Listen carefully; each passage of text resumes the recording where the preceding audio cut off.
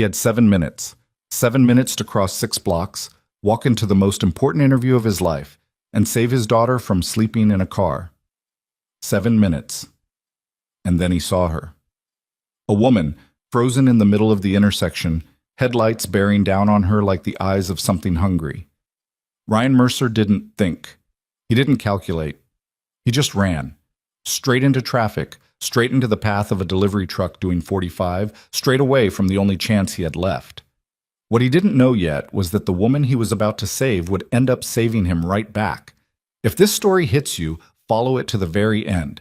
Hit that like button and drop your city in the comments so I can see just how far this story travels. The coffee was cold, and that was the first sign the day was going sideways.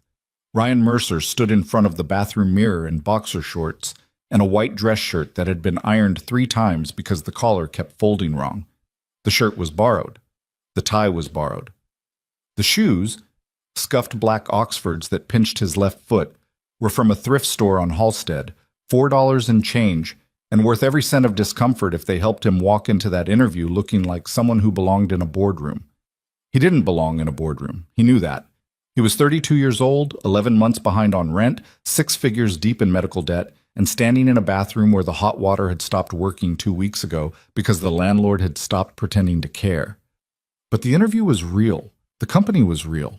And the job, Director of Internal Operations at Bennett Dynamics, was the kind of opportunity that didn't come around twice for guys like him. Guys like him. He hated that phrase. His father had used it. His high school counselor had used it. Every bank officer who denied him a loan modification had used it, always with that same careful smile, that same tilt of the head that meant, "Look, buddy, we both know where you stand in the food chain." "Daddy?" Ryan turned. Emma stood in the bathroom doorway, 5 years old, brown hair tangled from sleep, holding a stuffed rabbit by one ear. The rabbit's name was Professor Carrots, and he was missing an eye and most of his stuffing, but Emma treated him like he was made of gold. "Hey, Bug, you're up early." "I heard you talking." "I wasn't talking. I was thinking out loud." "You were saying bad words." He almost laughed. "I was saying the collar won't stay flat." Emma walked over and looked up at him with the seriousness only a 5-year-old could manage. "You look handsome," she said. Then, after a pause, "Your hair is weird, though." "Weird how?" "Like a bird slept in it." Ryan crouched down so he was eye level with her. She smelled like strawberry shampoo and the grape popsicles she'd snuck out of the freezer last night when she thought he was asleep. "Listen, Em, Daddy's got a really important meeting today. Mrs. Kowalski from downstairs is going to come up and hang out with you for a few hours. You're going to be good for her, right?" "Is she going to make me eat the soup again?" "Probably." "It tastes like feet." "You've never tasted feet." "I've smelled yours." He pulled her into a hug so she wouldn't see his face, because something in his chest had cracked open and he didn't trust himself not to show it. She was 5. She made jokes about soup tasting like feet. She didn't know that the eviction notice was taped to the inside of the kitchen cabinet where she couldn't reach it. She didn't know that the power company had sent its final warning. She didn't know that her father had been applying to jobs for 9 straight months and had heard nothing but silence, until 3 days ago, when his phone had rung and a woman with a clipped professional voice had said, "Mr. Mercer, we'd like to bring you in for an interview." Bennett Dynamics, one of the largest privately held technology firms in the Midwest. He'd applied on a whim, tailoring his resume to downplay the gaps and emphasize the logistics work he'd done before Jenna got sick. Before the hospital bills started arriving like artillery shells. Before the world he'd built collapsed room by room, wall by wall, until all that was left was this apartment, this daughter, and a borrowed shirt with a collar that wouldn't sit right. "I love you," he said into Emma's hair. "I love you too. Fix your hair." He fixed his hair, or tried. He checked the clock. 7:42 a.m. The interview was at 9 a.m. downtown, and the L was a 20-minute ride if the trains were running on time. They were almost never running on time. He grabbed his phone, his wallet, a folder with 3 printed copies of his resume, and headed for the door. Mrs. Kowalski was already in the hallway, a stout Polish woman in her 60s who smelled like cigarettes and bread dough. She'd been watching Emma off and on for the past year, refusing payment every time. Ryan had tried leaving $20 bills on her kitchen counter, and she'd taped them to his door with notes that said, in her jagged handwriting, "You insult me." "She's had toast," Ryan told her. "There's milk in the fridge. If she asks for a popsicle before noon, the answer is no." "Go," Mrs. Kowalski said, waving him away. "You look good. The tie is crooked." He straightened the tie. He kissed Emma one more time. He walked out of the building and into the October morning, and the cold hit him like a warning. The walk to the train station was 6 blocks, and Ryan covered them at a pace just shy of jogging. The neighborhood was rough. Not dangerous exactly, but tired. Tired buildings. Tired storefronts. Tired people waiting at bus stops with their shoulders hunched against the wind. He'd lived here for 3 years since they'd had to sell the house in Oak Park. That had been the beginning of the unraveling, the first domino. Jenna had tried to make the apartment feel like home. Curtains she'd sewn herself, a small herb garden on the windowsill, Emma's drawings taped to the refrigerator like a gallery. She'd been good at that, at finding beauty in reduced circumstances. She'd done it right up until she couldn't get out of bed anymore. Ryan pushed that thought down. He couldn't afford it. Not today.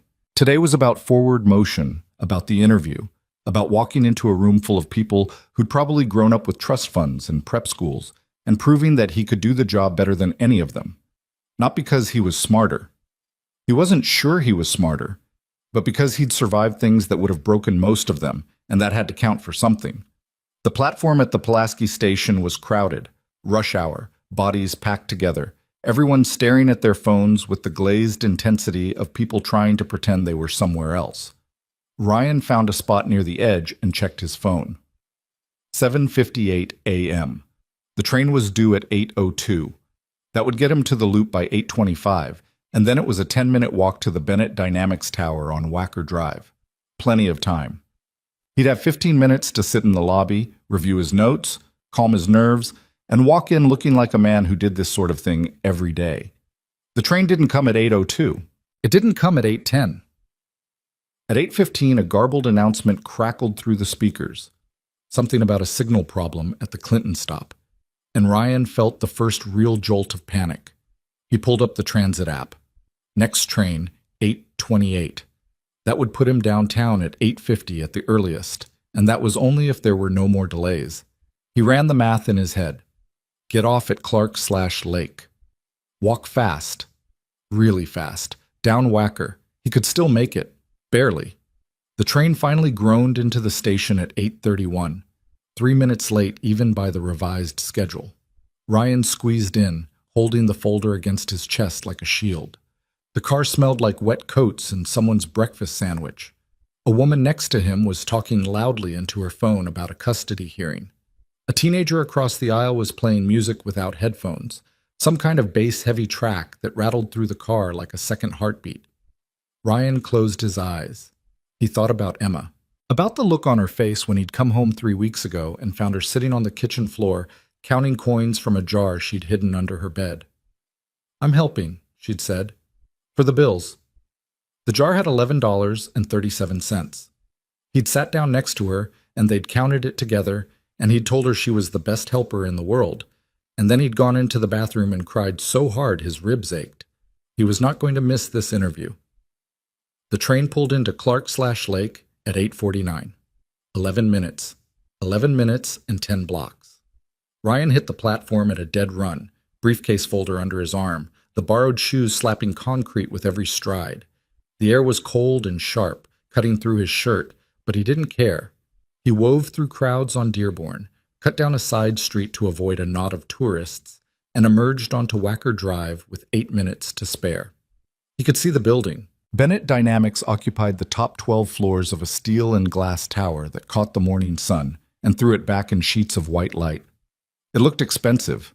It looked like the kind of place where people who'd never counted coins on a kitchen floor made decisions that moved markets.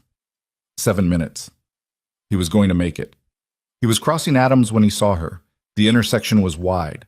4 lanes each direction, a major artery where commuter traffic met delivery trucks and rideshare cars in a grinding, aggressive dance.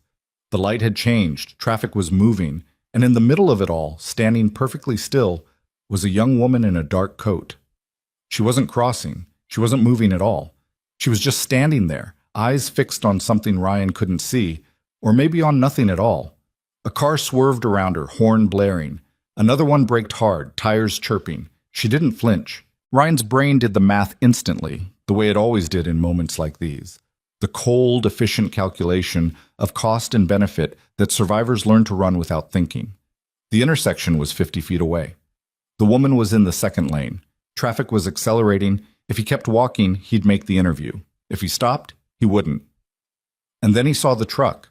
It was a delivery truck, white, boxy, the kind that hauled restaurant supplies or dry goods, and it was in the far lane, coming fast. The driver was looking down, at his phone, at a clipboard, at something that wasn't the road.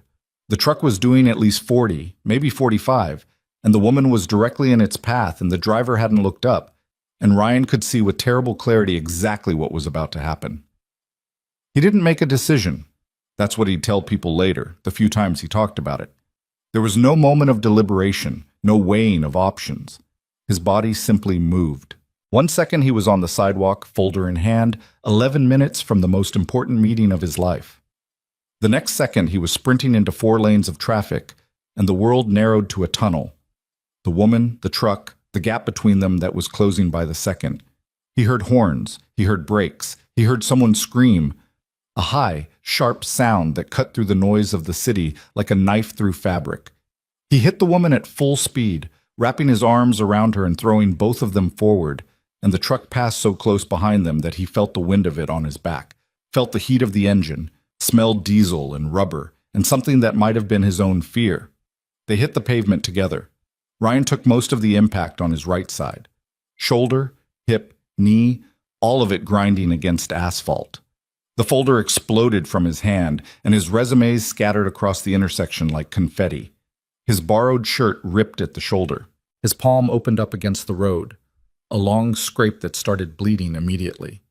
The woman landed on top of him, then rolled off, and for a moment they both lay there, breathing hard, staring up at the gray October sky.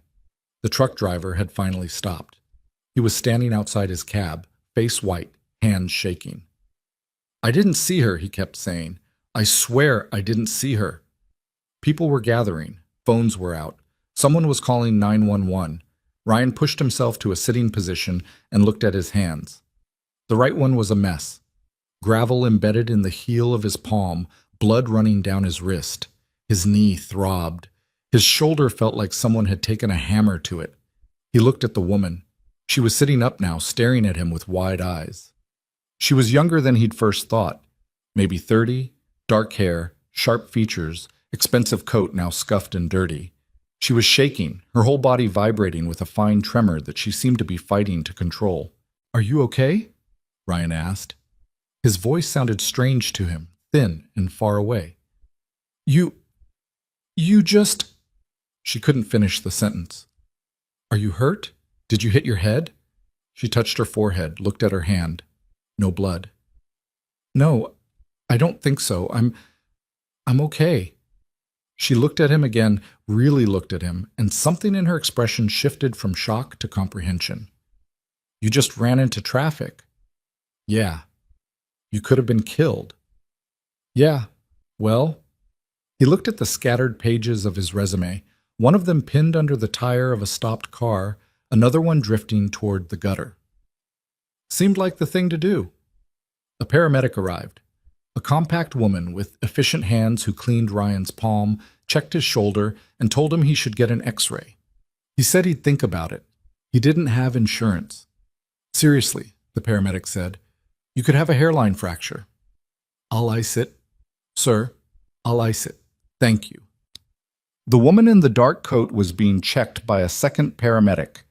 She'd stopped shaking, but she still looked rattled, and she kept glancing at Ryan like she was trying to solve an equation that wouldn't balance. When the paramedic cleared her, she walked over to where Ryan was sitting on the curb, cradling his bandaged hand. "I don't know how to thank you," she said. "You don't have to. You literally threw yourself in front of a truck." "In front of" is a strong way to put it. I was aiming for slightly ahead of. She almost smiled. Almost. What's your name? Ryan. Ryan Mercer. Something changed in her face. It was subtle. A flicker, a tightening around the eyes. And then it was gone. Ryan Mercer, she repeated. Yeah. I'm Olivia. Olivia Bennett. The name didn't register. Not immediately. He was in pain, running on adrenaline, sitting on a curb in a torn shirt with blood on his pants and gravel in his hand, and the certain knowledge that the interview he'd needed like oxygen was now 7 minutes past its start time. He looked up at the Bennett Dynamics Tower, gleaming in the morning light, and then he looked back at the woman standing in front of him, and the connection hit him like a second truck. Bennett, he said, as in the building you keep staring at. Yes. Ryan stared at her. Then he looked down at his ruined shirt, his bleeding hand, the scrape on his knee that was already stiffening. Then he looked at his resumes, scattered across an intersection, run over by cars soaked in gutter water. I had an interview, he said. At your company. About 12 minutes ago. I know, Olivia said. I was the one you were supposed to meet. The silence that followed was enormous. Ryan felt it settle over him like a physical weight. The absurdity of it, the cosmic, grinding irony.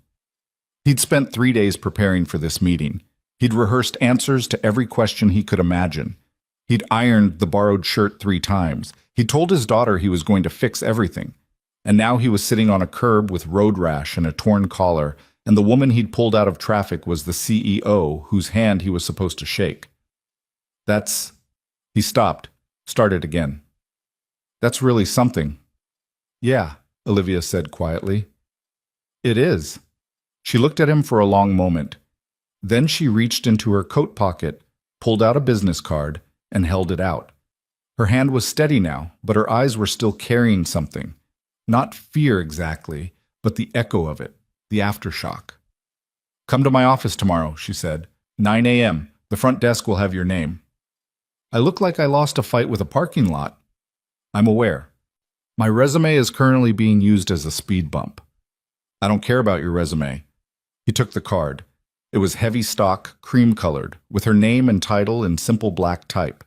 Olivia Bennett, Chief Executive Officer. Bennett Dynamics. Below that, a phone number and an email address. No tagline, no logo, just the facts. Why? He asked. It came out more bluntly than he intended, but he was too tired and too sore for diplomacy. You don't know me. You haven't seen my qualifications. I'm sitting here looking like I don't even know what I look like. You look like a man who ran into traffic to save a stranger, Olivia said. In my experience, that tells me more about someone than any resume ever could. She paused. Tomorrow, 9 a.m. Don't be late. She turned and walked toward the building. Ryan watched her go. The straight back, the deliberate stride, the way she pulled her phone from her pocket and was already making a call before she'd crossed the street. She didn't look back. Ryan sat on the curb for another 10 minutes. The paramedic came back and tried again to convince him to go to the hospital. He declined again. A police officer took his statement. The truck driver apologized 4 separate times, each time more desperately than the last. Ryan told him it wasn't his fault, that these things happened, that everyone was okay. When the crowd finally dispersed, Ryan gathered what was left of his resumes, 2 crumpled, tire-tracked pages that were barely legible, and started walking. Not toward the train, not toward home. Just walking, because he needed to move, needed to feel his legs working, needed to burn off the cocktail of adrenaline and panic, and something else, something he couldn't name, that was building in his chest. He ended up at a small park near the river. There was a bench overlooking the water, and he sat on it and called Mrs. Kowalski. How'd it go? She asked immediately. It was eventful. That's not an answer. I'll tell you when I get home. How's Emma? She ate the soup, under protest. She wants you to know that she suffered. Tell her I appreciate her sacrifice. He hung up and sat there, watching the river move. The sun was higher now, warming the bench, and the city was doing what cities do, grinding forward, indifferent to the small dramas playing out in its intersections. A man had almost died. A woman had been saved. Resumes had been ruined. And somehow, improbably, there was a business card in his pocket that might mean something. or it might mean nothing. People made promises in moments of crisis all the time. They said things they didn't mean, offered things they'd forget about by lunch. Olivia Bennett was a CEO. She probably had 20 people vying for her attention before breakfast. By tomorrow, she might not even remember his name. But she'd remembered his name at the intersection. She'd said it, Ryan Mercer, with a recognition that seemed to go beyond gratitude. She'd looked at him like she was seeing something that surprised her, something she hadn't expected to find on a curb in a torn shirt with gravel in his hand. He turned the business card over. On the back, in small handwriting, she'd written something he hadn't noticed before. 2 words in blue ink, "Don't quit." Ryan read those 2 words 3 times. Then he put the card back in his pocket, stood up from the bench, and started walking home. The apartment was quiet when he got back. Mrs. Kowalski had left a plate of pierogi on the counter. The real kind, handmade, stuffed with potato and cheese. There was a note. "Emma napping. You eat. The shirt is ruined, but you are not." He ate standing up, too tired to sit, too wired to rest, his mind running through the morning on a loop. The train delay, the intersection, the truck, the fall, Olivia's face, the card, the 2 words on the back. When Emma woke up from her nap, she took one look at his bandaged hand and burst into tears. "Daddy, you're hurt." "It's a scrape, bug, like when you fell off the swing, remember? A big Band-Aid and it's all better. But you're all scratched up." "I had an adventure." She looked at him suspiciously. "What kind of adventure?" He sat on the couch and pulled her onto his lap, being careful with his right hand. "The kind where someone needed help, and I helped them." "Like a superhero?" "No, like a regular person who did the right thing." "Mommy said regular people can be heroes, too." His throat tightened. "Yeah, she did say that." Emma studied his face with that unnerving intensity children have, the kind that sees through every mask and every deflection. "Did you get the job?" "Not yet, but I might have another chance." "Is it a good job?" "It could be."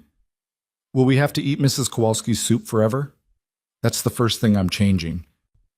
She grinned, and the grin was so much like Jenna's, the same slight asymmetry, the same way it reached her eyes before it reached her mouth, that Ryan had to look away for a second. "I want to stay here," Emma said suddenly. "In the apartment?" "With you. I don't want to go somewhere else." He knew what she meant. She'd overheard things, fragments of phone calls, pieces of conversations he thought he'd been having quietly enough. Kids heard everything. They understood more than adults gave them credit for, and they worried about things no child should have to worry about. "We're not going anywhere, Tsa," Ryan said. "I promise." It was a dangerous promise. He knew it even as he said it.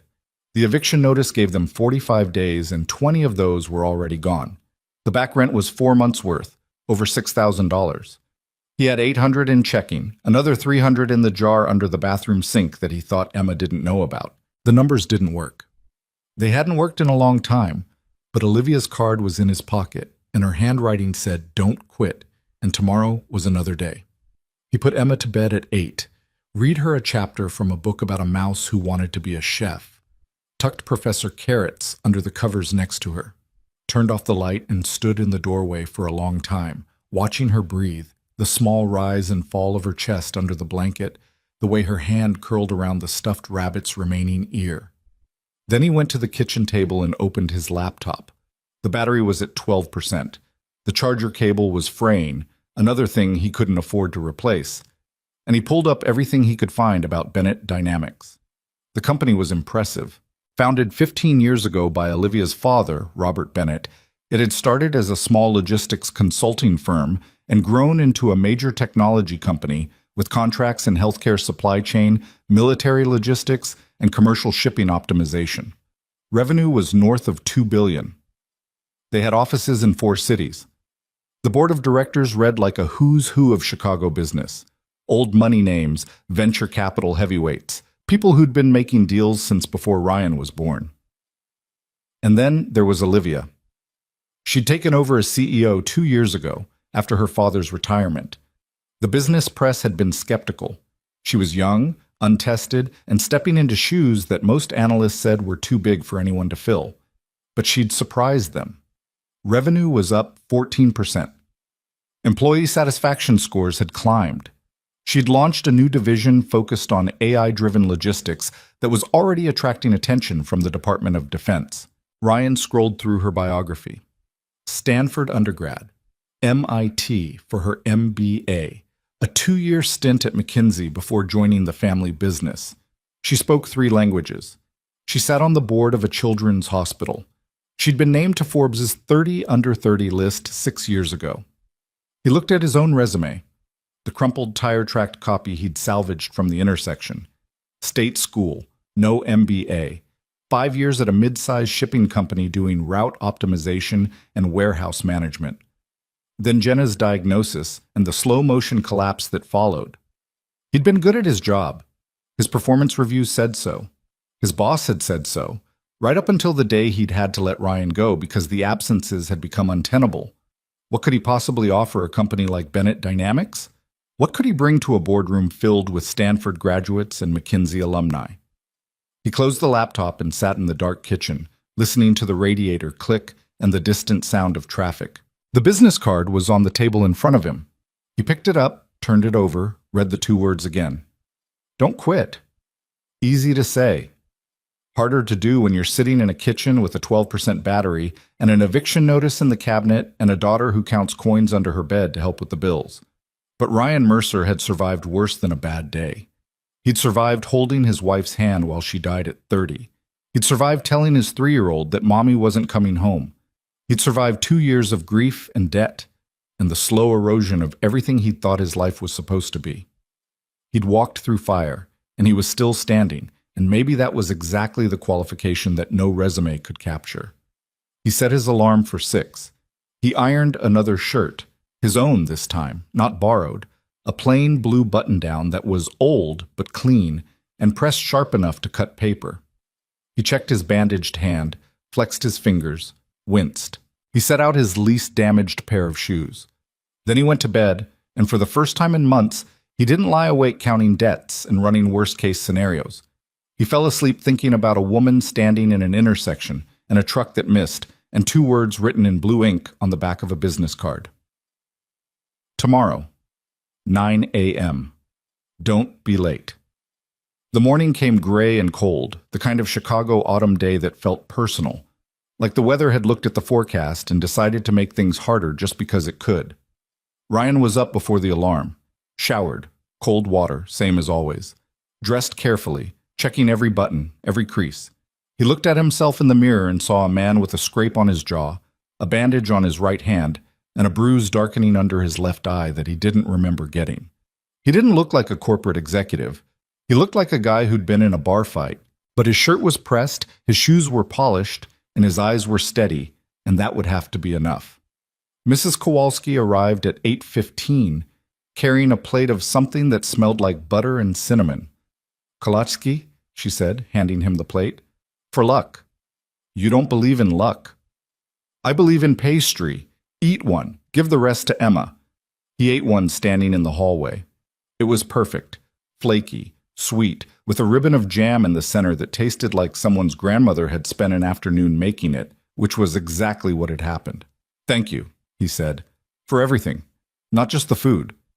She looked at him with the same expression she always wore, somewhere between exasperation and affection, like a woman who'd raised 5 children and wasn't about to be impressed by sentiment. "Go," she said, "and this time don't run into traffic." The train was on time. The walk was uneventful. He arrived at the Bennett Dynamics Tower at 8:47 and stood on the sidewalk for a full minute, looking up at it. The glass and steel caught the gray sky and turned it into something almost beautiful, muted, reflective, a building that looked like it was thinking. He walked in. The lobby was enormous. Marble floors, high ceilings, a reception desk that looked like it was carved from a single piece of granite. There was a waterfall feature on one wall, the kind of thing that probably cost more than Ryan's annual salary. Security guards in dark suits, people moving purposefully, talking on phones, carrying laptops, all of them dressed in clothes that fit perfectly and probably cost more than his car. Ryan approached the reception desk. A young man with immaculate hair and a smile that seemed factory installed looked up at him. Can I help you? Ryan Mercer, I have a 9 o'clock with Olivia Bennett. The receptionist's eyes flicked to Ryan's bandaged hand, to the scrape on his jaw, to the bruise under his eye. His smile didn't change. It was professionally calibrated to remain constant regardless of what walked through the door. But there was a slight pause, a fraction of a second, that told Ryan everything about what he looked like in this building. One moment, please. He typed something, paused, typed again. You're confirmed. 32nd floor. The elevator bank is to your left. Ms. Bennett's assistant will meet you. Thank you. The elevator was glass-walled, and as it climbed, Ryan watched the city fall away below him. The streets, the river, the rooftops, all of it shrinking into a map of the life he'd been living at ground level. Up here, the world looked different, cleaner, more organized, like someone had taken all the chaos and mess and struggle and smoothed it into neat lines and right angles. The doors opened onto the 32nd floor, and a woman was waiting. Tall, early 40s, hair pulled back tight, wearing a charcoal suit that probably cost a mortgage payment. She looked at Ryan the way a customs agent looks at a suspicious passport. Mr. Mercer? That's me. I'm Diana Cross, Miss Bennett's chief of staff. Follow me, please. She led him down a corridor lined with glass-walled offices. Inside them, people worked at standing desks and sat in ergonomic chairs, their screens filled with data and charts, and things Ryan couldn't decipher from a hallway. Everyone looked polished. Everyone looked like they belonged. He was acutely aware of his bandaged hand, his bruised face, the slight limp in his left leg from where his knee had hit the pavement. Diana stopped at a heavy wooden door at the end of the hall. Ms. Bennett will be with you in a moment, she said, in a tone that suggested the moment might last anywhere from 5 minutes to 5 hours, depending on Ms. Bennett's schedule and mood. Thanks. There's water on the table. And she hesitated, looking at his hand. Are you all right? I'm fine. Small disagreement with some asphalt. I heard. The slightest crack in her professional armor. What you did was extraordinary. Before Ryan could respond, the door opened and Olivia was there. She looked different from the day before. Yesterday she'd been shaken, her coat dirty, her composure fractured. Today she was fully assembled, navy dress, heels, hair pulled back, the kind of put-together that communicated authority without trying. But her eyes were the same, dark, direct, carrying that same quality of assessment that Ryan had noticed on the curb. Mr. Mercer, come in. Her office was large, but not ostentatious. Windows on 2 sides, overlooking the river and the city beyond. A desk that was more workspace than showpiece. Papers, a laptop, 2 monitors, a coffee cup with a lipstick print on the rim. Bookshelves lined one wall, filled not with decorative leather-bound volumes, but with actual books. Technical manuals, business texts, a few novels. A framed photograph on the desk showed an older man with silver hair and Olivia's same sharp features. Her father, Ryan guessed. Sit down, Olivia said, gesturing to a chair across from her desk. How's your hand? Functional. Did you see a doctor? Didn't need to. That's not what I asked. He met her eyes. No, I didn't see a doctor. She held his gaze for a moment, then nodded, seeming to file the information away without comment. She sat behind her desk and folded her hands. I'll be direct with you, Mr. Mercer. I pulled your application file this morning. Your work experience is solid, but limited. You have no corporate leadership background, no advanced degree, and a 2-year employment gap. On paper, you wouldn't make it past the first screening. I'm aware. I'm not finished. What I saw yesterday, what you did, that's not something I can screen for. I've been running this company for 2 years. I've hired Ivy League graduates, McKinsey consultants, people with resumes that read like fiction, and I've watched some of them fold at the first sign of pressure. They were brilliant on paper and useless when it mattered. She leaned forward. You ran into traffic. You had no time to think, no time to calculate. You just moved. That's instinct. That's character. And in my experience, character is the one thing you can't teach, can't train, and can't fake. Ryan said nothing. He wasn't sure what to say. The position I'm offering is Director of Internal Operations, Olivia continued. It's a mid-level role, but it has visibility. You'd report to the VP of operations, but you'd have access to every department. The job is to look at how this company works from the inside and find what's broken. Inefficiencies, waste, gaps. I want someone who sees things that the people who've been here for 10 years have stopped seeing. Why me? Because you're an outsider. You don't know the politics. You don't owe anyone favors. You haven't been here long enough to learn which problems are supposed to be ignored. Some people would say those are weaknesses. Some people are wrong. She paused. The salary is $140,000 with benefits starting on day one. Health insurance for you and your daughter. Ryan's poker face wasn't perfect, and he knew she saw the flinch. Health insurance. He hadn't had health insurance since his last job's Cobra had run out 18 months ago. Emma's last checkup had been at a free clinic, waiting 3 hours in a room that smelled like antiseptic and resignation. There's also a signing bonus, Olivia said. $20,000, paid within the first week. $20,000. That was the back rent. That was the eviction notice ripped up and thrown away. That was staying in the apartment, keeping Emma in her school, not having to pack their lives into garbage bags and drive to a shelter. When would I start? His voice was steady, but barely. Monday. 5 days. 5 days from now, he'd walk into this building as an employee. He'd have a desk, a salary, insurance. He'd be able to take Emma to a real doctor. He'd be able to buy groceries without checking his bank balance first. He'd be able to sleep without the calculator running behind his eyes, adding up all the ways the money didn't work. I'll be here, Ryan said. Olivia stood and extended her hand. He shook it, left hand because the right one was bandaged, and her grip was firm, her palm warm, her eyes locked on his with an intensity that felt like a challenge and a welcome at the same time. One more thing, she said as he turned to leave. The people in this building are going to underestimate you. They're going to look at your resume and see the gaps. They're going to look at your clothes and see where you came from. Some of them are going to try to make you feel like you don't belong here. I've been underestimated before. I know, she said. That's why I hired you. Ryan walked out of the office, past Diana Cross and her assessing eyes, down the corridor of glass-walled offices, into the elevator, and through the marble lobby. He stepped onto the sidewalk and stood there, holding a folder with his new employment contract, feeling the October wind cut through his shirt. Then he pulled out his phone and called Mrs. Kowalski. How was it? She asked. I got the job. A pause, then, in a voice that was thick and rough in a way he'd never heard from her before. Good. That's good, Ryan. I start Monday. The salary is... It's good. There's insurance. There's a signing bonus. You tell Emma yet? I'm about to. Tell her the soup days are over. I'm making pierogi for dinner. He laughed.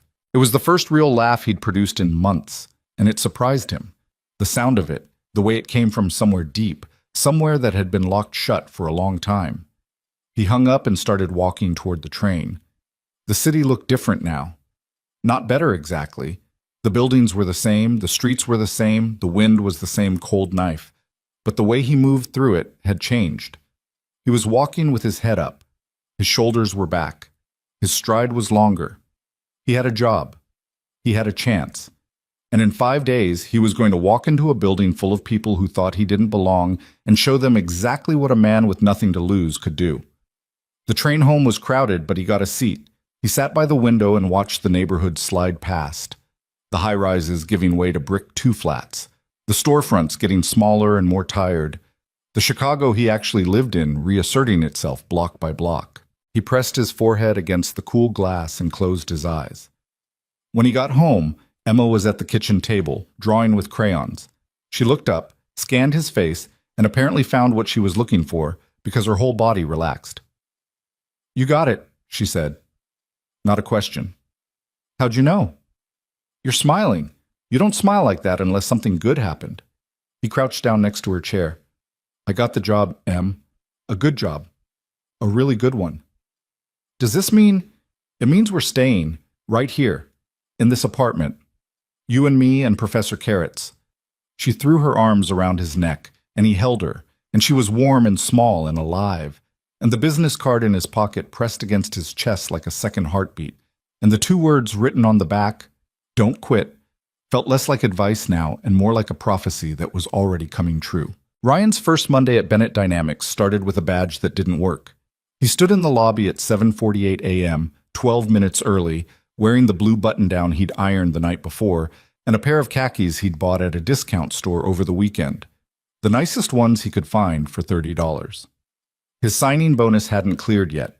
The employment contract said 5 to 7 business days, which meant he was still running on fumes, still counting every dollar, still carrying the eviction notice in the back of his mind like a stone in his shoe. But he was here. He'd showed up, and his badge wouldn't scan. The security guard, a big man with a shaved head and an expression that suggested he'd seen every kind of awkwardness this lobby could produce, watched Ryan swipe the card 3 times before stepping over. "Let me see that." He took the badge, looked at it, looked at Ryan, looked at the badge again. "This is a visitor pass. You need an employee badge." "I was told this was my badge." "Who told you?" "The woman in HR. I went through orientation Friday afternoon." The guard swiped it on his own reader. Nothing. "System's not recognizing you. Hold on." He picked up a phone, dialed, spoke to someone in a tone that was half bored, half annoyed, then hung up. "They're sending someone down. You can wait over there." Over there was a cluster of chairs near the waterfall feature, the same spot where visitors and delivery people waited. Ryan sat down and watched the real employees stream through the turnstiles, badge swipe, green light, forward motion, all of it smooth and automatic, people who belonged and knew it. He felt the familiar heat in his chest, the one that lived somewhere between embarrassment and anger, and he pushed it down. Not today. He was not going to let a bad badge ruin his first morning. 15 minutes later, Diana Cross appeared. She was wearing the same expression she'd worn the first time they'd met. Professionally neutral, with an undercurrent of assessment that made Ryan feel like a specimen under glass. "Badge issue," she said. Not a question. "Apparently I don't exist in the system yet. HR is running behind. I'll walk you up." She produced a MasterCard and swiped them both through the turnstile. "This happens with new hires sometimes. Don't take it personally." I wasn't. "Good. Because the next few weeks are going to give you plenty of real things to take personally." She said it without malice, more like a weather report. Chance of rain, bring an umbrella. But the warning landed. Ryan filed it away and followed her into the elevator. His office was on the 28th floor, 4 levels below Olivia's. It was small, a glass-walled box with a desk, a computer, a phone, and a view of the building across the street. The desk was bare except for a thin laptop, still in its plastic wrap, and a folder labeled onboarding materials that was thick enough to be a novella. "Your system access should be active by noon," Diana said. "IT is backed up. In the meantime, the onboarding folder has org charts, department summaries, and the operational review from last quarter. I'd suggest starting there." "Got it." She paused at the door. "One more thing. Your role gives you access to department heads across the company. That's unusual for a director-level position. Some people are going to wonder why. Some people are going to resent it. Be prepared." "You're the second person to warn me about that." "Then it's probably worth taking seriously." She left, and Ryan was alone. He sat down, unwrapped the laptop, and opened the onboarding folder. The org chart was a sprawling, color-coded document that mapped the company's structure. Divisions, departments, reporting lines, committees. It looked like a family tree designed by someone who hated simplicity. He spent 20 minutes studying it, memorizing names and titles, trying to build a mental map of who reported to whom and where the power centers were. The operational review was denser. 78 pages of metrics, benchmarks, and analysis covering the previous fiscal quarter. Revenue was up, as Olivia had mentioned, but the margins were thinner than they should have been. Shipping costs were climbing faster than volume growth. Vendor expenses in the logistics division had spiked by 18% over the past year, which the report attributed to market conditions and contract renegotiations. Ryan read that line twice. In his experience, an 18% spike in vendor costs was rarely just market conditions. It was either poor negotiation, poor oversight, or something worse. He made a note. Then he made several more. By noon, his system access was active, and he'd read the entire folder. He was halfway through his second pass of the logistics section when someone knocked on his glass door. Ryan looked up and saw a man standing in the hallway, mid-50s, silver hair combed back from a broad forehead, wearing a suit that probably cost more than everything in Ryan's closet combined. He had the kind of face that managed to look friendly and calculating at the same time, like a poker player who smiled while he raised. Ryan Mercer? The man opened the door without waiting for an answer. Victor Hale, Senior Vice President, Strategic Operations. He extended his hand, and his handshake was exactly what Ryan expected. Firm enough to establish dominance, brief enough to maintain efficiency. Welcome aboard. Thank you. Victor settled into the chair across from Ryan's desk like he owned it. Olivia told me about your hiring. Quite a story. Traffic, a truck, the whole thing. He smiled. Very dramatic. It was a busy morning. I'll bet. Victor's eyes moved across Ryan's desk. The open folder, the laptop, the notes Ryan had been scrawling on a legal pad. Getting the lay of the land? Trying to. Smart. There's a lot to absorb. Bennett Dynamics is a complex operation. 1,200 employees, 4 offices, contracts with everyone from regional hospitals to the Department of Defense. It takes most new hires 6 months just to understand the org chart. I've been studying it. And what do you think so far? Ryan considered the question. It felt like a test, and he wasn't sure what the right answer was. The honest answer was that the logistics division's numbers looked wrong, but he'd been on the job for 4 hours and wasn't about to start making accusations. I think there's a lot of room to learn, he said carefully. Victor nodded, still smiling. Diplomatic. That's good. You'll need that here.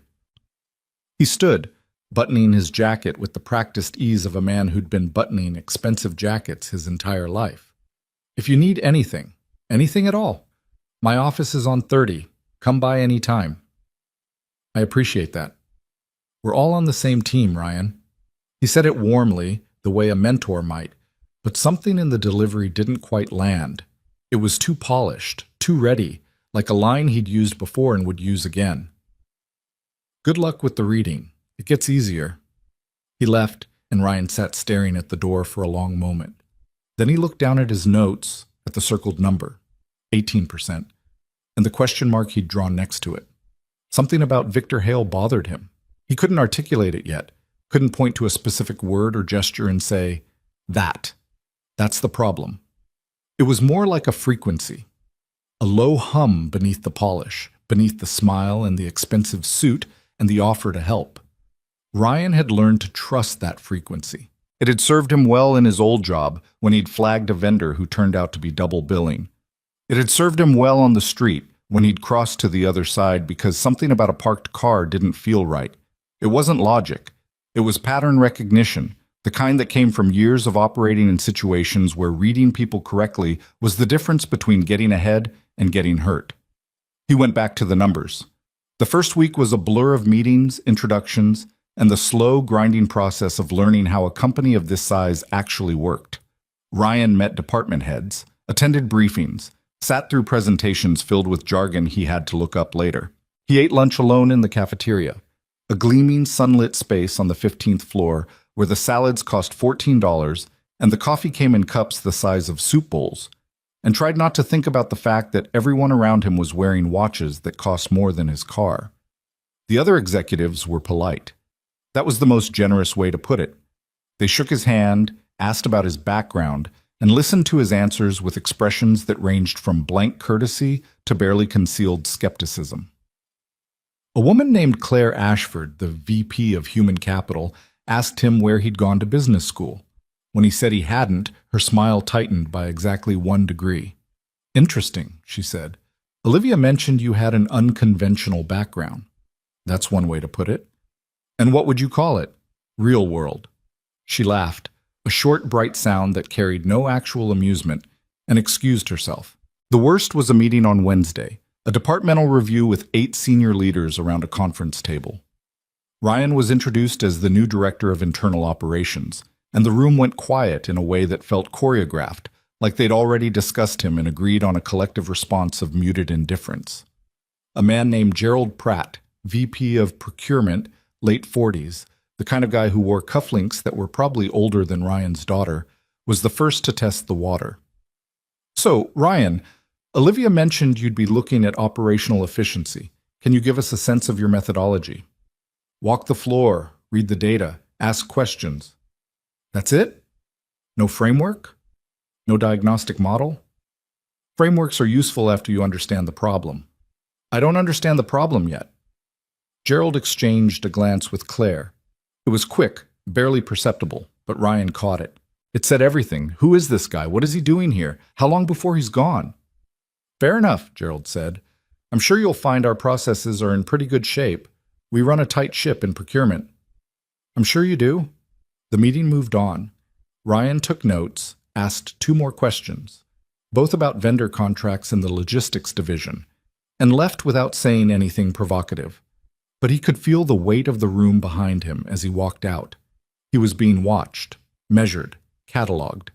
He called Mrs. Kowalski during his lunch break that day, standing on a terrace overlooking the river, eating a sandwich he'd brought from home because he couldn't justify paying $14 for lettuce. How's Emma?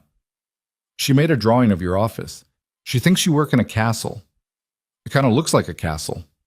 She also wants to know if you have a sword. Tell her I have a laptop. It's basically the same thing. She won't buy that. I know. How are you holding up? I'm fine. I've been fine for 63 years. Stop asking. He hung up and looked at the river.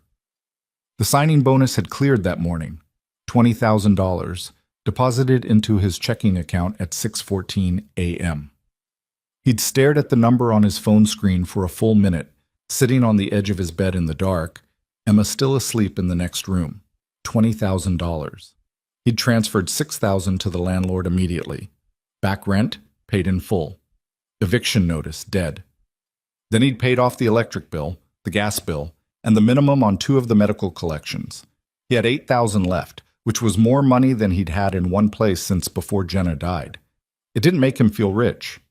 It made him feel like a man standing on a ledge who'd been given a wider ledge.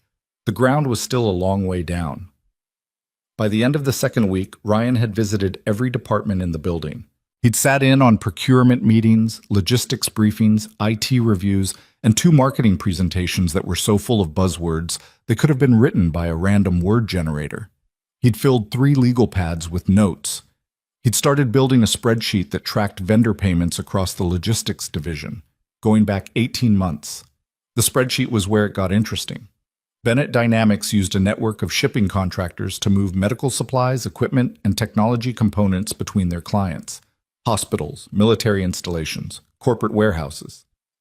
The logistics division managed these contracts, which involved hundreds of vendors, thousands of shipments, and millions of dollars flowing through the system every quarter.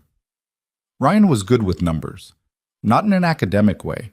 He'd never taken a statistics class, never studied regression analysis or Bayesian inference, but he'd spent 5 years doing route optimization for a shipping company, and he'd learned to see patterns in data the way a mechanic sees patterns in engine noise. Something was off. He could feel it before he could prove it. He started with the vendor list. Bennett Dynamics had 412 active vendors in their logistics network. Ryan pulled the payment history for each one and sorted them by total volume. The top 20 vendors accounted for 63% of all shipping costs. That was normal. Pareto distribution, the 80-20 rule in action. But when he looked at the growth rate for those top vendors, something jumped out. 3 of them, a company called Meridian Transit Solutions, another called Apex Freight Group, and a third called North Point Logistics Partners, had seen their billing increase by over 40% in the past year. Every other vendor was flat or growing in single digits. These 3 companies were pulling away from the pack, and nobody seemed to be asking why. Ryan dug deeper. He pulled the contract files for all 3 vendors and compared them to the industry benchmarks he'd memorized from his old job. The rates were high, not absurdly high, not high enough to trigger an automatic review, but consistently above market by 12 to 15%. The kind of premium you'd pay if you were desperate for capacity, or if you weren't paying close enough attention, or if someone had a reason to make sure these particular vendors got paid more than they should. He looked up the vendors themselves. Meridian Transit Solutions had a website that looked professionally designed but was thin on details. No photos of facilities, no employee directory, no client testimonials. Their registered address was a commercial mailbox in Schaumburg. Apex Freight Group was similar. Sleek website, sparse content, address in a strip mall in Naperville. North Point Logistics Partners didn't even have a website. Their registered agent was a law firm in the Loop that specialized in corporate formations. 3 vendors, 3 shell-looking companies, 40% billing increases, above market rates. Ryan sat back in his chair and stared at the screen. He'd seen this pattern before. Not at this scale. The shipping company he'd worked for was a fraction of Bennett Dynamics' size, but the shape was the same. Fake vendors, inflated invoices, money flowing out of the company and into pockets that had no business being near it. He should have gone straight to Olivia. That was the safe play, the corporate play. Flag the anomaly, hand it to the boss, let the people above him decide what to do. But Ryan had learned a long time ago that bringing a suspicion without evidence was the fastest way to get ignored, or worse, to get labeled as the new guy who sees conspiracies behind every spreadsheet. So he kept digging. Quietly, after hours mostly, when the 28th floor emptied out and the cleaning crew moved through the offices with their carts and vacuums. He'd stay at his desk until 7, sometimes 8, pulling records, cross-referencing invoices, building a map of where the money was going. The logistics division was run by a man named Carl Jennings, a career bureaucrat in his late 50s who'd been at the company for 20 years and seemed to operate on the principle that any system that hadn't broken down was a system that didn't need fixing. Carl was friendly enough in a distant, avuncular way, but he had the incurious eyes of someone who'd long since stopped looking at the numbers and started trusting the process. Ryan had met him twice. Both times, Carl had talked about golf. The person who actually signed off on the vendor contracts was the VP of Strategic Operations, Victor Hale. Ryan found Victor's signature on every Meridian invoice, on every Apex payment authorization, on every North Point billing approval. Victor, who'd walked into Ryan's office on his first day with that polished smile and told him they were all on the same team. Victor, whose suit cost more than Ryan's signing bonus. Victor, who'd been at Bennett Dynamics for 9 years and sat 3 seats from Olivia at every board meeting. 3 weeks into the job, Ryan had enough to be worried, but not enough to be certain. The vendors could be legitimate. The billing increases could be explained by market pressure. Victor's signatures could simply mean he was doing his job. But the pattern was there, steady and persistent, like a heartbeat under the floor. You couldn't see it, but if you got quiet enough, you could feel it. He needed more data. Specifically, he needed the delivery records, the actual shipping manifest that showed what was being transported, from where, and to whom. If the vendors were real, the manifest would confirm it. If the vendors were shells, the manifests would either be missing, fabricated, or wouldn't match the invoices. The delivery records were kept by the logistics department, which meant they were under Carl Jennings' jurisdiction. Ryan submitted a formal request through the company's internal system, citing his role and the scope of his operational review. The request was approved within 24 hours, standard procedure for someone with his access level. But when the files arrived, they were incomplete.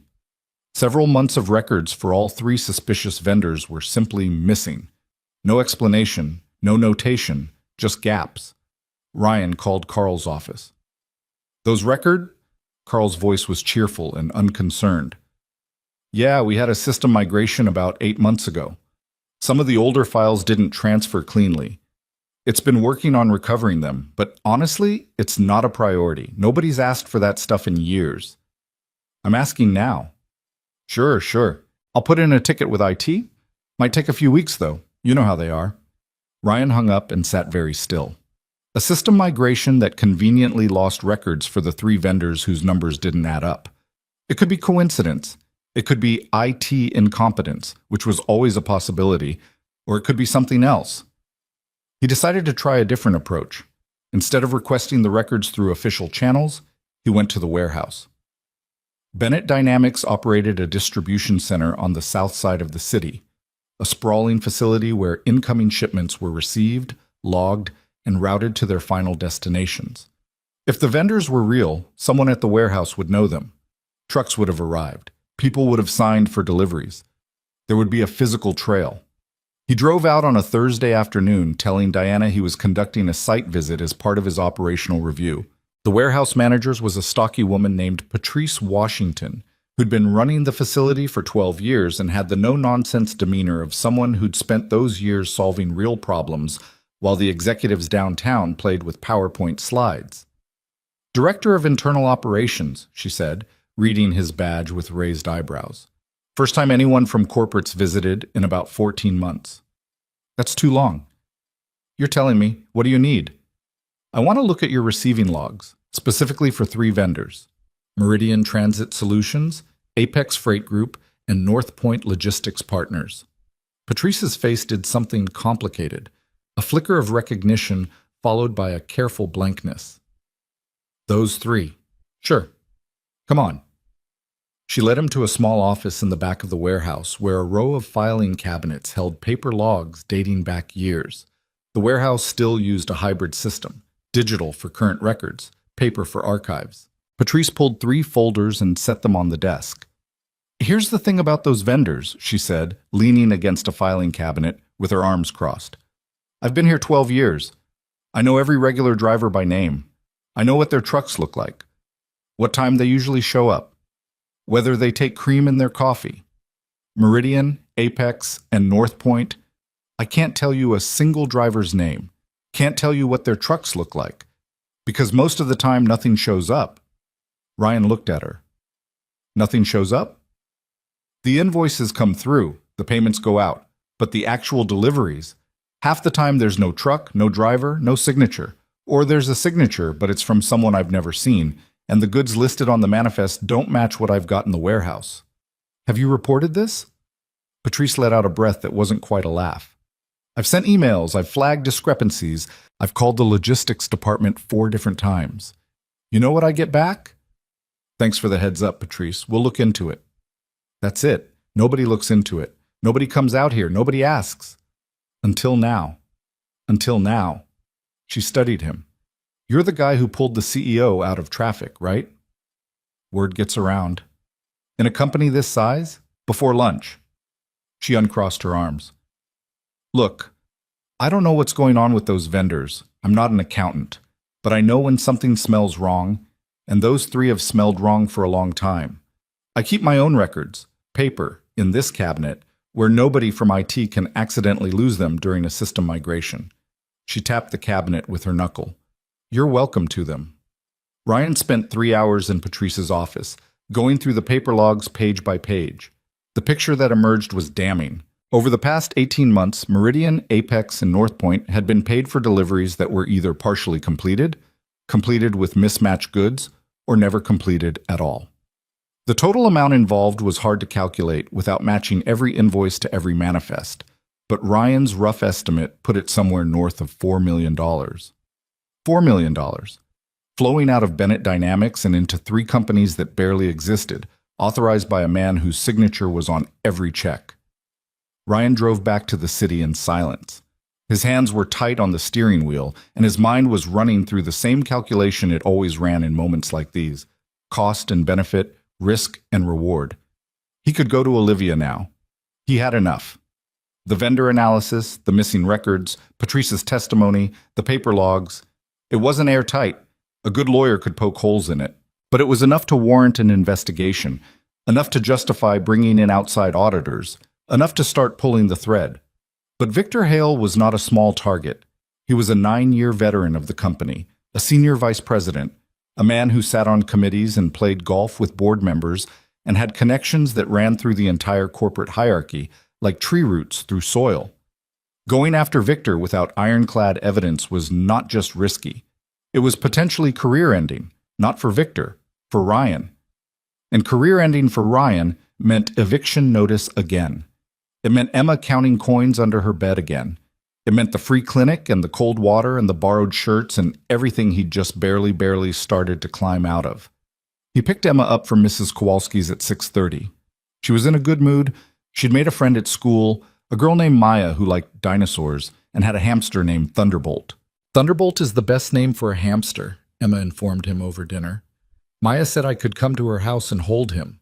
"That sounds great, Bug. Can I get a hamster?" Let's start with keeping Professor Carrots alive. Professor Carrots is stuffed. He can't die.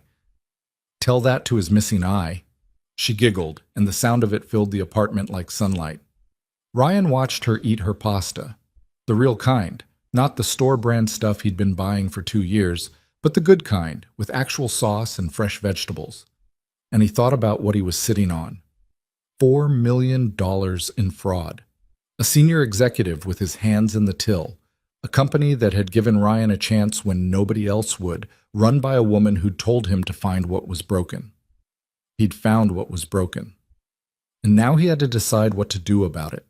The decision was made for him 2 days later, in a way he hadn't expected.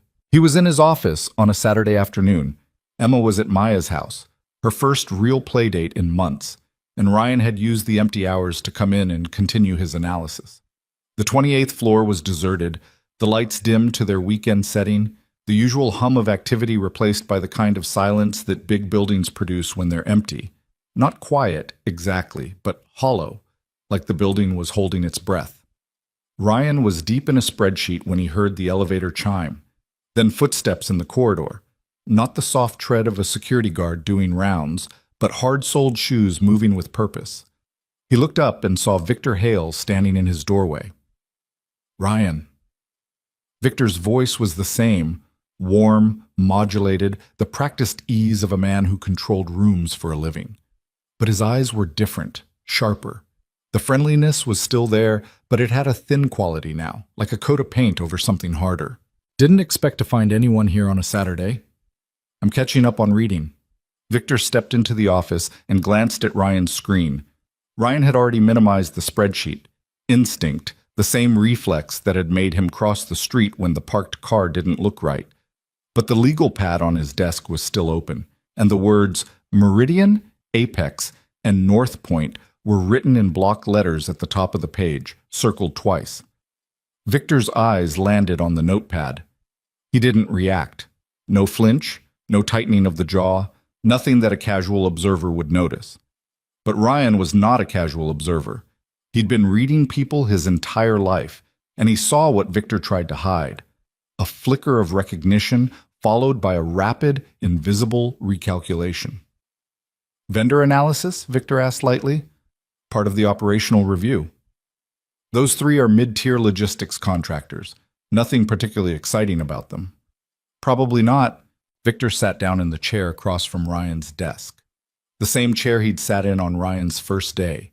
The same casual confidence, the same air of a man who was exactly where he chose to be. But the energy was different. There was something watchful about it now, something that reminded Ryan of the way animals behave when they sense a threat. Still, attentive, coiled. You know, Victor said, I've been meaning to talk to you about your review. You've been thorough, impressively so for someone who's only been here a month. That's the job. It is. But thoroughness can be, how to put this, misinterpreted. You start asking too many questions about vendor contracts. People get nervous. They think there's a witch hunt. It disrupts the workflow, creates anxiety. I've seen it happen before. I'm not hunting witches. Of course not. I'm just suggesting that context matters. Some of these vendor relationships go back years. They have nuances that don't show up in spreadsheets. He paused, and the pause was loaded. Weighted with something Ryan could feel but couldn't quite name. If you have questions about logistics vendors, come to me first. I can provide context that'll save you a lot of time. I'll keep that in mind. Victor stood. Enjoy the rest of your Saturday, Ryan. He walked to the door, then turned. How's your daughter? Emma, right? The mention of Emma's name hit Ryan like a cold hand on the back of his neck. It was casual, delivered with the same warmth as everything else Victor said. But there was no reason for Victor Hale to know his daughter's name. No reason at all. She's fine, Ryan said. Thanks. Victor nodded and left. Ryan listened to his footsteps recede down the corridor, heard the elevator chime, and sat motionless in his chair for a long time. Then he picked up the legal pad, tore off the top 3 pages, folded them, and put them in his jacket pocket. He closed his laptop, packed it in his bag, and left the building. He called Olivia that night from his kitchen, standing by the window, watching the streetlights come on one by one in the darkening neighborhood. She answered on the third ring. "Ryan, it's Saturday night. I know, I'm sorry, I need to talk to you about something and it can't wait until Monday." A pause. He heard music in the background. Something classical, quiet. "Go ahead." He told her everything. The vendor analysis, the billing anomalies, the missing records, Patrice's testimony, the paper logs, the shell companies, and Victor's visit that afternoon. The too casual tone, the warning dressed up as advice, the mention of Emma's name. Olivia was silent for a long time after he finished. When she spoke, her voice was different, quieter, tighter, stripped of the professional confidence he'd come to expect. "How much?" "At least 4 million, probably more. I haven't been able to trace all of it because the digital records have gaps." Convenient gaps. "Yeah." Another silence. He could hear her breathing, could almost hear her thinking, processing the information, running the same cost-benefit analysis he'd been running for days. "Victor's been with this company since before I became CEO, she said finally. "He was my father's hire. He's on 3 board committees. He has relationships with half our major clients." "I know. If you're wrong about this, if the evidence doesn't hold up, it won't just be your career that takes the hit. It'll be mine. I brought you in. I vouched for you. Everything you do reflects on my judgment." "I know that too. And you're still telling me. You told me to find what's broken. This is broken." She was quiet again. Then, "Don't put anything else in the company system. No emails, no shared drives, nothing. Keep your research offline. Can you do that?" "Already started." "I want to see everything you have. Monday morning, my office, 7 a.m., before anyone else is in the building. I'll be there." "Ryan." Her voice caught on something. Not fear, not anger, but something rawer than either. "Be careful. Victor he's not just a fraud. If he's been doing this for years, he's been hiding it for years. People who hide that well don't do it passively. They protect themselves." He mentioned my daughter's name, casually, like it was nothing. The silence that followed was the longest yet. When Olivia spoke again, her voice was steady, but underneath the steadiness was something hard and cold, something that hadn't been there before. "Monday, 7 a.m. Bring everything." She hung up. Ryan stood in the kitchen, phone in hand, watching the last of the daylight bleed out of the sky. Emma was asleep in the next room. He could hear her breathing through the wall. Slow, even, the rhythm of absolute trust. She trusted him to keep her safe. She trusted the walls to hold. She trusted that tomorrow would be like today, and the day after would be like tomorrow, and all the days would add up to a childhood that made sense. He set the phone down, checked the lock on the front door, and sat at the kitchen table with his laptop and the paper logs he'd photocopied from Patrice's files. The work was meticulous and slow, matching invoices to manifests, flagging discrepancies, building a case that would stand up not just to scrutiny, but to the kind of aggressive legal defense a man like Victor could afford. At midnight, he stopped. His eyes were burning. His hand, the one he'd scraped on the pavement a month ago, still ached when he typed for too long, a dull throb that reminded him of the morning that had started all of this. He closed the laptop, turned off the light, and went to check on Emma. She was sprawled across her bed in that boneless way children sleep, one arm flung over the edge, Professor Carrots wedged under her chin. Her face was smooth, unbothered, unmarked by anything more serious than the question of whether Thunderbolt the hamster preferred carrots or celery. Ryan adjusted her blanket, moved her arm back onto the bed, and stood in the doorway for a while, the way he always did. Then he went to bed and lay in the dark, staring at the ceiling, running the numbers one more time. $4 million, 3 shell companies, a 9-year executive with signatures on every page, and a single father with no business school degree and no political allies who was about to walk into a room and tell the CEO that one of her most trusted people was a thief. The signing bonus was spent. The eviction notice was gone. Emma had a friend named Maya and a hamster she was lobbying for. The borrowed shirt was in the trash, replaced by the blue button-down that had become Ryan's armor. The life he'd been building for 4 weeks was still fragile, still new, still standing on a foundation that could crack at the first hard blow. But the numbers didn't lie. The paper logs didn't lie. And Ryan Mercer, who'd learned to read people in parking lots and shipping docks and hospital hallways, who'd counted coins on a kitchen floor with a daughter who thought she was helping with the bills, Ryan Mercer wasn't going to lie either. He set his alarm for 5:30. Monday was coming, and he needed to be ready. Monday morning at 6:47 a.m., Ryan was standing outside Olivia's office with a manila folder thick enough to prop open a door and a laptop bag that weighed more than it should have because he'd printed backup copies of everything. Every spreadsheet, every invoice comparison, every page of Patrice's paper logs. He'd learned a long time ago that digital files could be deleted, corrupted, lost in convenient system migrations. Paper was harder to kill. Olivia arrived at 6:53, coffee in hand, wearing a dark blazer and the expression of someone who hadn't slept well. She unlocked her office without a word, held the door, and waited for him to sit before she closed it and pulled the blinds on the glass wall facing the corridor. "Show me," she said. Ryan opened the folder and laid it out. Vendor analysis first, then the billing comparisons, then the delivery logs from Patrice's files, then the corporate registration records for all 3 shell companies. He walked her through it the way he'd walked himself through it, methodically, without editorializing, letting the numbers do the talking. It took 40 minutes. Olivia didn't interrupt once.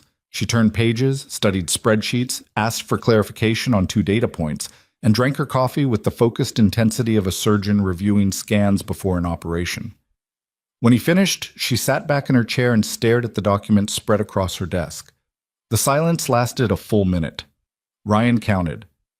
"The corporate registrations," she said finally.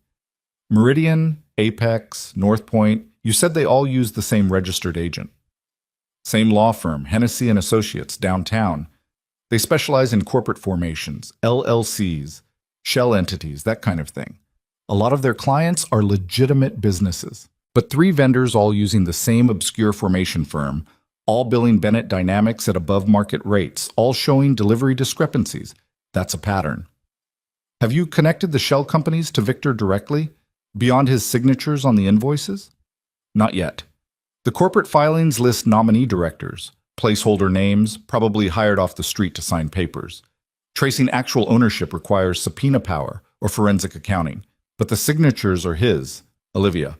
Every approval, every payment authorization, hundreds of them over 18 months. He'd say he was just doing his job, approving what the logistics department submitted. He would, and Carl Jennings would say he submitted what the vendors invoiced, and the vendors would say they performed the services. That's the beauty of the setup. Every layer has plausible deniability, but the deliveries didn't happen. Patrice's logs prove that.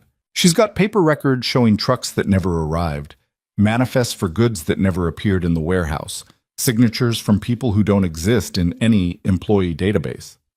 Patrice could be discredited. She's a warehouse manager, not an auditor. She's a warehouse manager with 12 years of spotless records and a filing cabinet full of evidence that nobody asked her for until I showed up.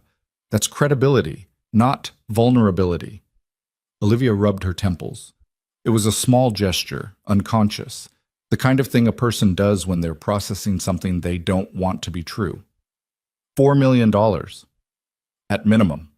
That's just what I can document from the records I have access to. If Victor's been doing this longer than 18 months, and the pattern suggests he has, the real number could be twice that, maybe more. My father hired Victor.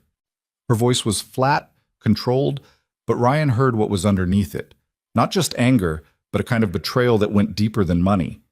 He vouched for him. He trusted him with the operational backbone of this company. Victor sat at our dinner table. He came to my father's retirement party. He gave a speech. Ryan said nothing. There was nothing useful to say. He'd learned that from the hospital, from the months of sitting next to Jenna's bed while doctors delivered news that didn't improve. Sometimes silence was the only honest response. "What do you recommend?" Olivia asked. "Bring in an outside forensic accounting firm, not one that has any existing relationship with Bennett Dynamics. Give them everything I've compiled plus full access to the financial systems. Lock Victor's access to the payment authorization system without telling him. Make it look like a routine security update. and put a hold on all pending payments to the 3 vendors, effective immediately. If I lock his access, he'll know. He already knows. He came to my office Saturday. He saw the vendor names on my notepad. He told me to bring questions about logistics vendors to him first, which is exactly what someone running this kind of operation would say. Control the flow of information, keep the investigator inside the tent. And he mentioned Emma. Yeah, he mentioned Emma. Olivia's jaw tightened. It was subtle, but Ryan saw it. A hardening, a decision being made behind her eyes. She stood, walked to the window, and looked out at the city waking up below them. Morning light was hitting the river, turning it silver. I'm going to make a call, she said. I have a contact at Thornton Graves. They're a forensic accounting firm out of New York, no ties to anyone in our network. I'll have them here by Wednesday. She turned back to face him. In the meantime, I need you to do 2 things. First, make a complete copy of everything you have and put it somewhere secure. Not in this building, not on any company server. Already done. Flash drive, safety deposit box at my bank. She almost smiled. Almost. Second thing, watch your back. I'm not being dramatic. Victor has allies on this floor. People who owe him favors, people whose positions depend on the status quo. If he suspects you're building a case, he's not going to sit still. I don't sit still either. I noticed. She paused, and something in her expression shifted. Not warmer exactly, but less guarded, as though a wall she maintained out of professional necessity had lowered by an inch. Ryan, I want you to know what you've done here, bringing this forward, taking the risk. It matters. Most people in your position would have looked the other way. Most people in my position can't afford to look the other way.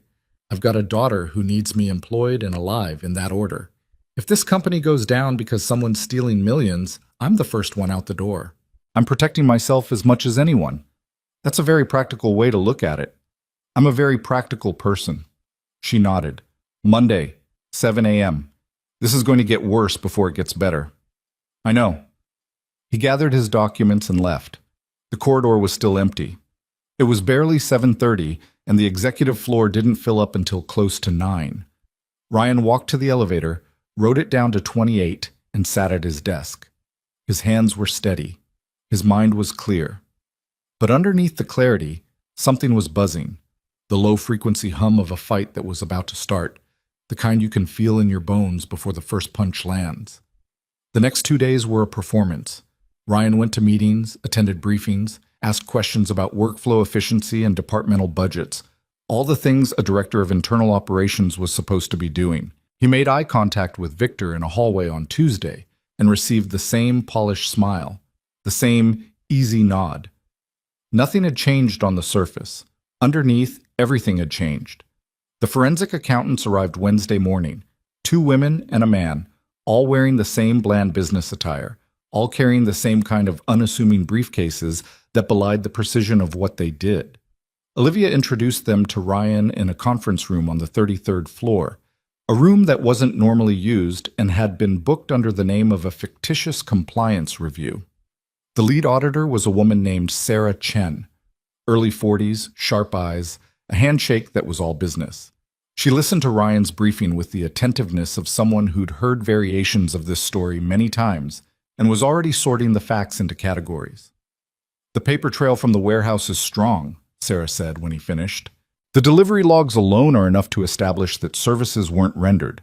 Combined with the billing analysis and the shell company registrations, we have a solid foundation. But we need to establish the money's destination. Where did it go after it left Bennett Dynamics? That's where I hit the wall, Ryan admitted.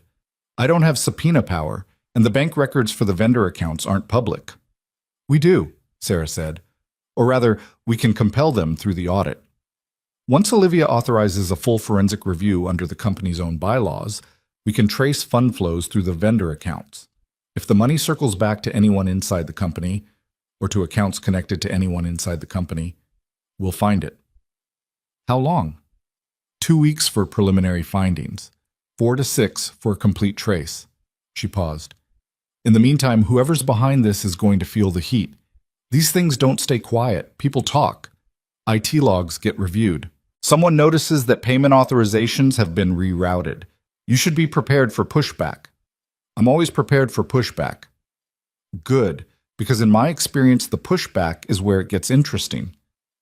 The pushback came sooner than anyone expected, and it didn't come from Victor.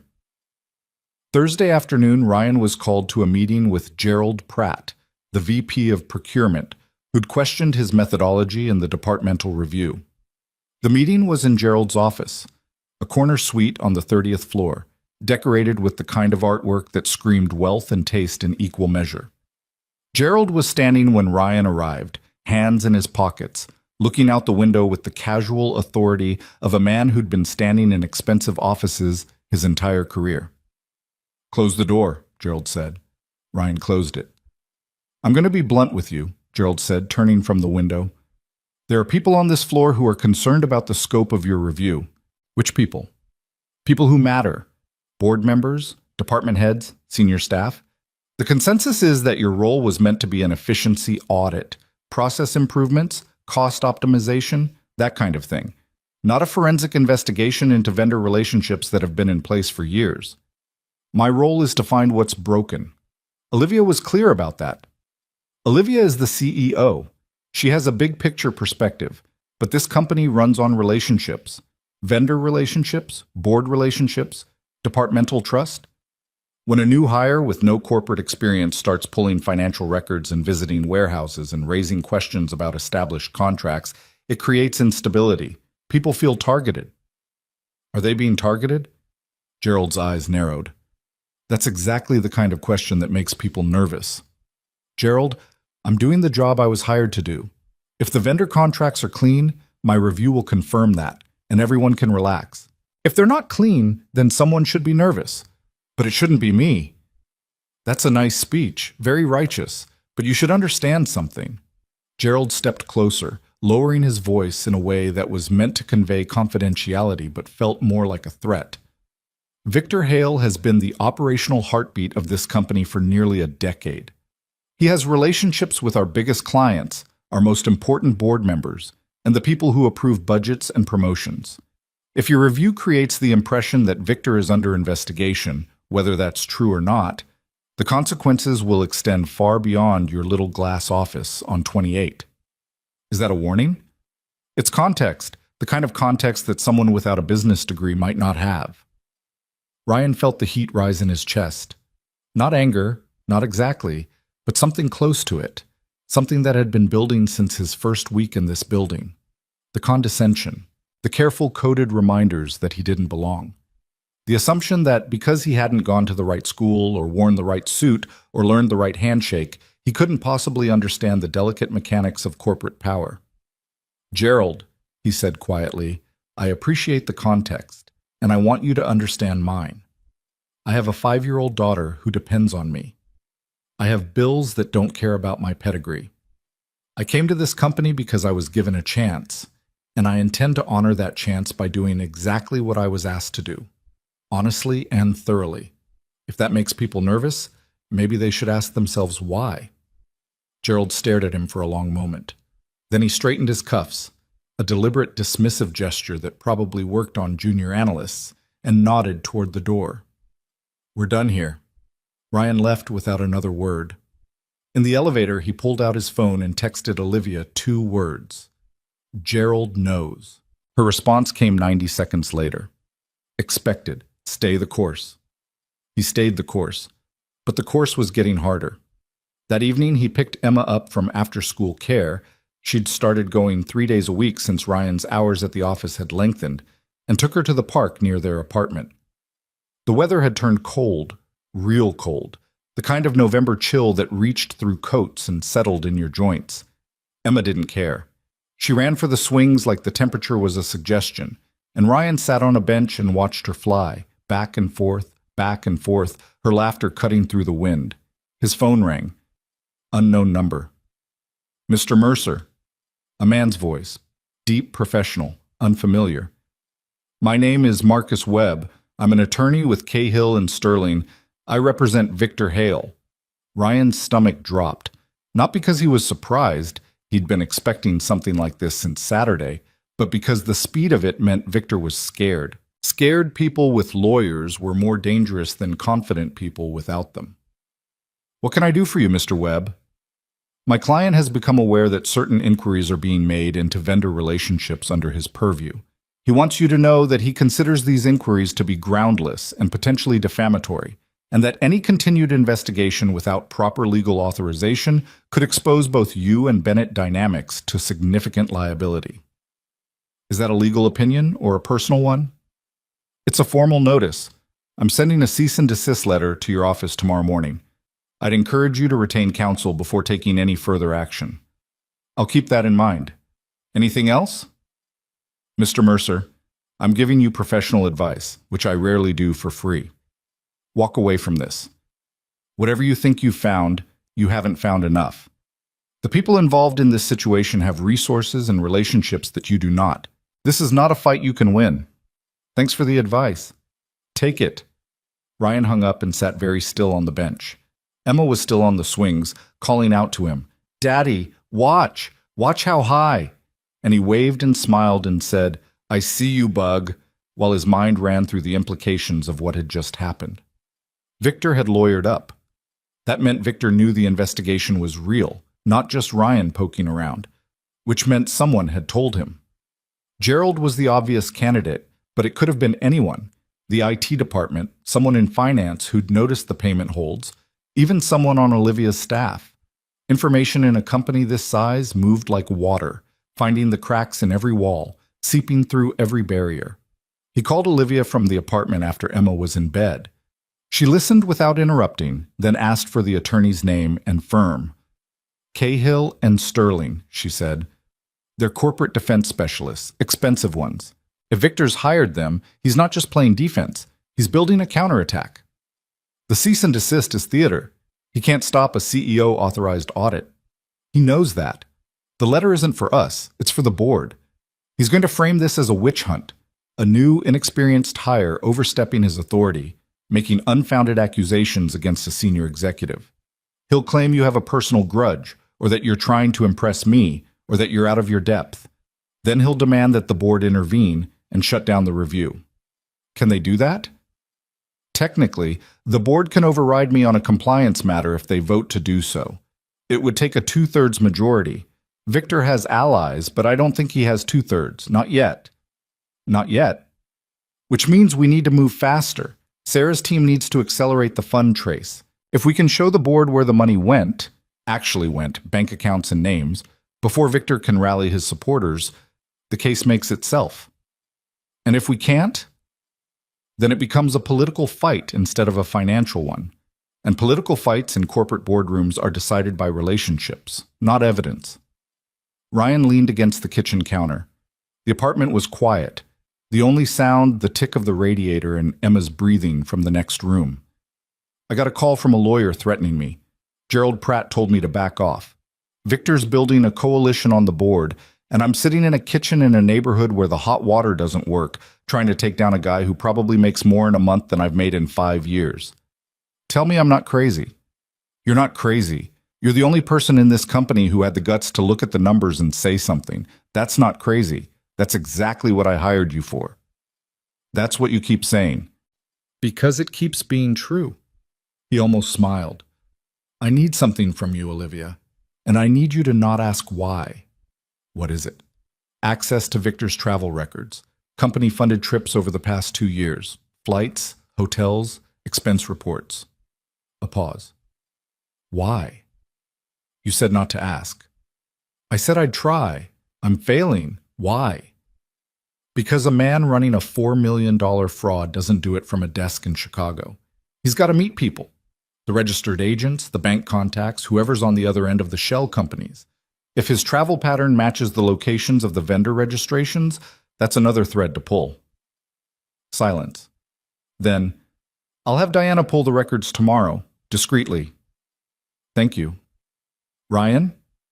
Her voice had that quality again, the one from Saturday night, raw and careful, like someone walking on ice and trying not to look down. Are you okay? Not the investigation. You. I'm fine. That's not an answer. It's the answer I've got. She let it go. They hung up, and Ryan stood in the kitchen, staring at nothing, feeling the weight of everything he was carrying, but the investigation, the threats, Emma's trust, his own fear, settle onto his shoulders like something physical. He was tired. Not sleepy tired, bone tired. The kind of tired that sleep doesn't fix because it comes from a place deeper than the body. He made himself eat something, leftover pasta, cold, standing at the counter, and then he sat at the table and opened his laptop. The screen glowed in the dark kitchen, and he pulled up the spreadsheet again, the one with the vendor payments and the delivery logs and the gaps that told a story nobody wanted to hear.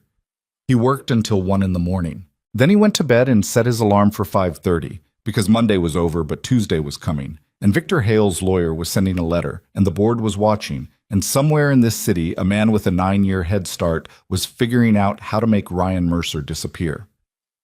The cease and desist arrived Friday morning. It was 6 pages of legal language that boiled down to a single message: stop, or we'll destroy you.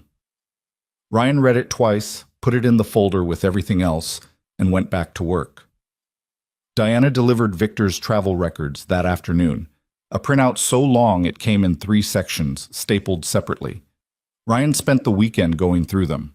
Victor traveled frequently: client visits, industry conferences, board meetings in other cities. Most of it was routine, but 3 trips jumped out. A trip to Schaumburg 8 months ago. Duration, 4 hours. No client meeting listed, no conference, just a hotel room and a rental car. Schaumburg was where Meridian Transit Solutions had its registered address, the commercial mailbox in a strip mall. A trip to Naperville 6 months ago. Same pattern. Short duration, no documented purpose, hotel and car. Naperville was where Apex Freight Group was registered, and a trip to a small town in Indiana 4 months ago, where North Point Logistics Partners had its registered agent. 3 hours. No client, no conference, just Victor Hale driving to a place that had no connection to Bennett Dynamics, except through a ghost company that didn't deliver goods and didn't have a website. Ryan added the travel records to the folder and called Sarah Chen. "I need you to cross-reference these dates with the fund flows," he told her. "Specifically, check if any transfers were made to or from the vendor accounts within 48 hours of each trip. That's going to require access to the vendor bank records. We're still waiting on the authorization. How much longer?"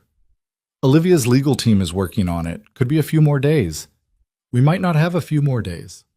"What do you mean?" "Victor's moving. He's got a lawyer sending threats. He's got allies on the board asking questions. If he gets to the board before we get to the bank records, he can frame this whole thing as an unauthorized investigation and shut it down." Sarah was quiet for a moment. "Then we need to give the board something they can't ignore. Something that makes the case on its own, without the bank records." "Like what?" "Like proof that the deliveries didn't happen. Not statistical analysis, not pattern matching, actual proof. Manifests that were fabricated. Signatures that were forged. Goods that were invoiced but never existed." "Patrice has that. Her paper logs show dozens of phantom deliveries." "Patrice's logs are strong, but they're internal records from a warehouse manager. A defense attorney will argue they could be inaccurate, incomplete, biased. What I need is external corroboration. If Bennett Dynamics was supposedly receiving shipments from these vendors, there should be records on the other end too. Carrier logs, bill of lading numbers, port of entry stamps if any goods crossed state lines. If those records don't exist, the case writes itself. How do we get external carrier records? Through the Department of Transportation. Any licensed freight carrier has to file operating authority and maintain trip records. If Meridian, Apex, and North Point are licensed carriers, their records will be on file. If they're not licensed, if they don't exist as actual carriers, then every invoice they've submitted is fraudulent on its face." Ryan felt something click in his chest, the sound of a puzzle piece finding its place. "How fast can you check that?" "I can run the DOT query tonight. Motor carrier records are public." "Do it. Call me the second you have results." Sarah called at 11:47 p.m. Ryan was in bed, not sleeping. He hadn't been sleeping well since Victor's Saturday visit, and he picked up on the first ring. "None of them," Sarah said. Her voice had the flat, controlled tone of someone delivering a verdict. "Meridian Transit Solutions, Apex Freight Group, North Point Logistics Partners. None of them have motor carrier authority. None of them have operating licenses. None of them are registered with the Department of Transportation as freight carriers, brokers, or any other category. As far as the federal government is concerned, these companies don't transport anything. They've never transported anything. They're registered LLCs with commercial mailbox addresses and no operational infrastructure. Ryan sat up in bed. I'm saying that Bennett Dynamics has paid over $4 million to 3 companies that legally cannot and do not perform the services they invoiced. Every delivery manifest bearing their names is fabricated. Every signature is fictitious. Every dollar they received was money for nothing. That's it. That's the case. It's enough for the board. And it's enough for criminal referral, if Olivia wants to go that route. A pause. Ryan, there's one more thing. When I ran the DOT queries, I also checked the corporate registration histories. All 3 LLCs were formed within a 60-day window, 3 years ago. Same formation firm, same registered agent, same filing pattern. And I found something in the formation documents, a signature on the operating agreements that matches a name in Bennett Dynamics employee directory. Whose name? Not Victor's. Someone named Thomas Briggs. He's listed as a financial analyst in the logistics division. Level 3, no direct reports. Reports to Carl Jennings. I've never heard of him. That might be the point. He's the invisible man. Low level enough to avoid scrutiny, positioned close enough to the financial systems to create vendor accounts and process invoices. If Victor's the architect, Thomas Briggs is the plumber. He's the one who actually built the pipes. Ryan was already out of bed, pulling on a sweatshirt, heading for the kitchen table and his laptop.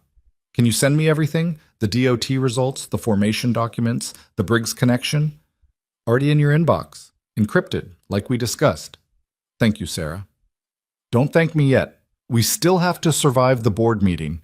Ryan opened his laptop and spent the next 2 hours reviewing Sarah's findings. The evidence was clear, comprehensive, and devastating. 3 fake companies. No operational capacity. Millions in fraudulent payments.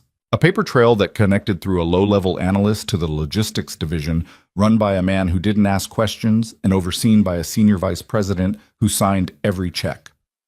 At 2 in the morning, Ryan closed the laptop and sat in the dark. The apartment was silent. Emma was sleeping. The radiator ticked its slow, patient rhythm.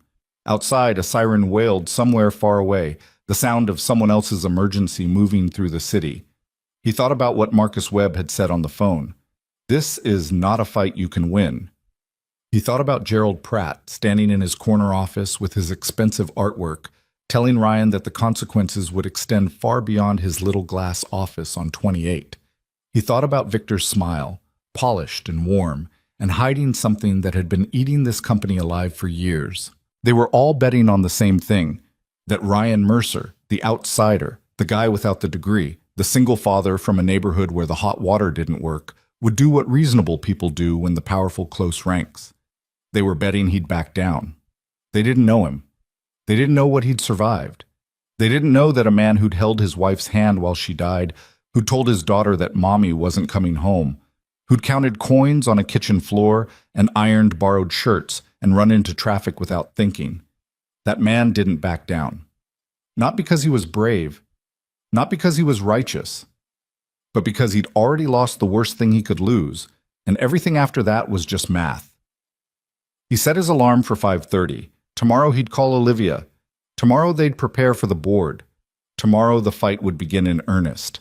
But tonight, in the quiet of his apartment, with his daughter breathing softly through the wall and the evidence locked in his laptop, and the city humming its dark, restless song outside the window, Ryan Mercer allowed himself one moment of something that wasn't fear and wasn't anger, and wasn't the cold-eyed calculation of a man under siege. It was certainty. The quiet, unshakable certainty of a man who knew the truth and was willing to stand behind it, no matter who stood against him. He went to bed. He slept. And when the alarm went off at 5:30, he was already awake, already dressed, already reaching for the phone to make the call that would set everything in motion. Olivia answered on the second ring, and Ryan didn't waste time with pleasantries. Sarah found it. All 3 vendors. No motor carrier authority, no DOT registration, no operating licenses. They're empty shells. Every invoice they've submitted is for services they legally cannot perform. And there's a name, Thomas Briggs, financial analyst in logistics. His signature is on the formation documents for all 3 companies. Silence on the line. Then Olivia's voice, quiet and precise. Thomas Briggs. I don't know that name. Nobody does. That's the design. He's buried 3 layers down in Carl Jennings' department, low enough to be invisible, close enough to the payment systems to process everything. Victor signs off from the top. Briggs feeds from the bottom. Carl sits in the middle not asking questions, probably because nobody's given him a reason to ask. Or because he's been told not to. That's possible too. How fast can Sarah have a formal report ready? She says 48 hours for a board-ready summary. But Olivia, we might not have 48 hours. What do you mean? Victor hired a defense attorney 3 days ago. Gerald Pratt cornered me and told me to back off. If Victor's reading the situation correctly, and he's smart enough to be reading it correctly, he knows the noose is tightening. People in that position do one of 2 things. They surrender or they destroy the evidence. Another silence, longer this time.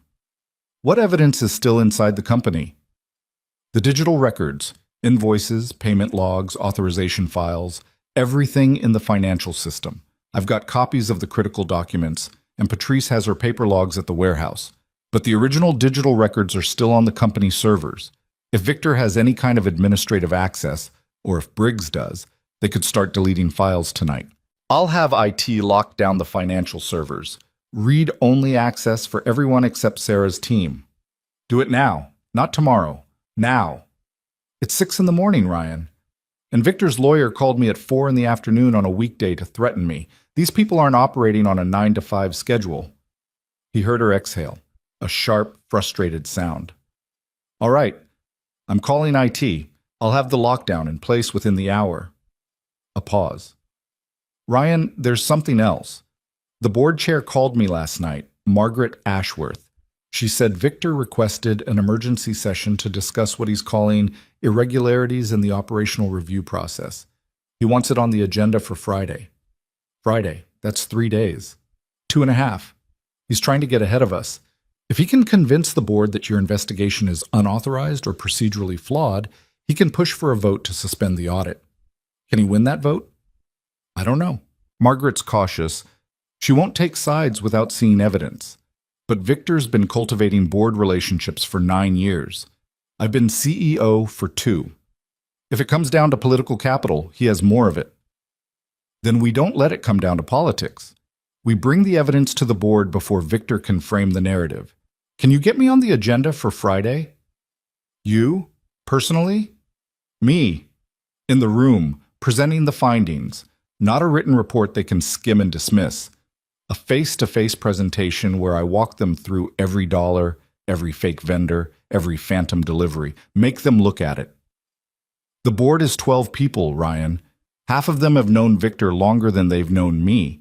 You'll be walking into a room full of people who are predisposed to believe him and predisposed to dismiss you. I know. You'll be a director-level hire with 6 weeks of tenure, accusing a senior vice president of criminal fraud in front of the company's governing body. If the evidence doesn't hold, if there's even one gap they can exploit, you're done. Not just at Bennett Dynamics. Everywhere, Victor's lawyer will make sure of that. I know all of that. And you still want to do it. I don't want to do it. I have to do it. Because if I don't, Victor goes into that boardroom with his 9-year reputation and his expensive attorney and his carefully rehearsed story about the overzealous new hire, and the board gives him the benefit of the doubt, and the audit gets killed, and the money keeps disappearing, and nothing changes. Olivia was quiet. He could hear her thinking, not just about the strategy, but about him, about the kind of man who'd say what he'd just said and mean every word of it. When she spoke again, her voice was different, softer, not uncertain. Olivia Bennett didn't do uncertain, but something closer to human. Friday, I'll get you on the agenda, but Ryan, prepare like your life depends on it. It does. He hung up and stood in the kitchen, watching the first gray light of morning creep across the apartment floor. Emma's alarm would go off in 30 minutes. He had 30 minutes to be afraid, and then he had to be her father, making breakfast, packing her lunch, walking her to the bus stop with a smile that didn't betray anything. 29 minutes. He used them all. The next 2 days blurred together in a way that reminded Ryan of the weeks after Jenna's diagnosis. The same compressed intensity, the same feeling of moving through time at a different speed than everyone around him. He worked. He prepared. He built his presentation with the obsessive precision of a man who understood that every number, every chart, every word had to be unassailable. Sarah Chen sent her preliminary report Tuesday evening, a 40-page document that traced the fraud from its origins 3 years ago through the present day. The total had grown. What Ryan had initially estimated at $4 million was now closer to $6.2 million, spread across hundreds of fraudulent invoices, all routed through the same 3 shell companies, all bearing Victor Hale's authorization signature. The Briggs connection was solid. Thomas Briggs had been hired at Bennett Dynamics 4 years ago, 1 year before the shell companies were formed. His resume listed a degree from a university that had no record of his enrollment. His previous employer, a small accounting firm in downstate Illinois, had closed 2 years before Briggs supposedly left. The man was a fiction, a construct designed to sit inside the system and process fraudulent payments without attracting attention. "We still can't prove Victor created Briggs," Sarah told Ryan during a phone call Wednesday night. "There's no direct link, no emails, no texts, no paper trail connecting Victor to Briggs's hiring or to the shell company formations. The connection is circumstantial. Victor signs the invoices. Briggs processes the payments. The shell companies receive the funds. But a good defense attorney will argue that Victor was simply approving what came across his desk, that he had no knowledge of the underlying fraud." What about the travel records? The trips to Schaumburg, Naperville, Indiana, all matching the vendor registration addresses? Helpful, but not conclusive. Victor could say he was visiting clients, scouting locations, anything.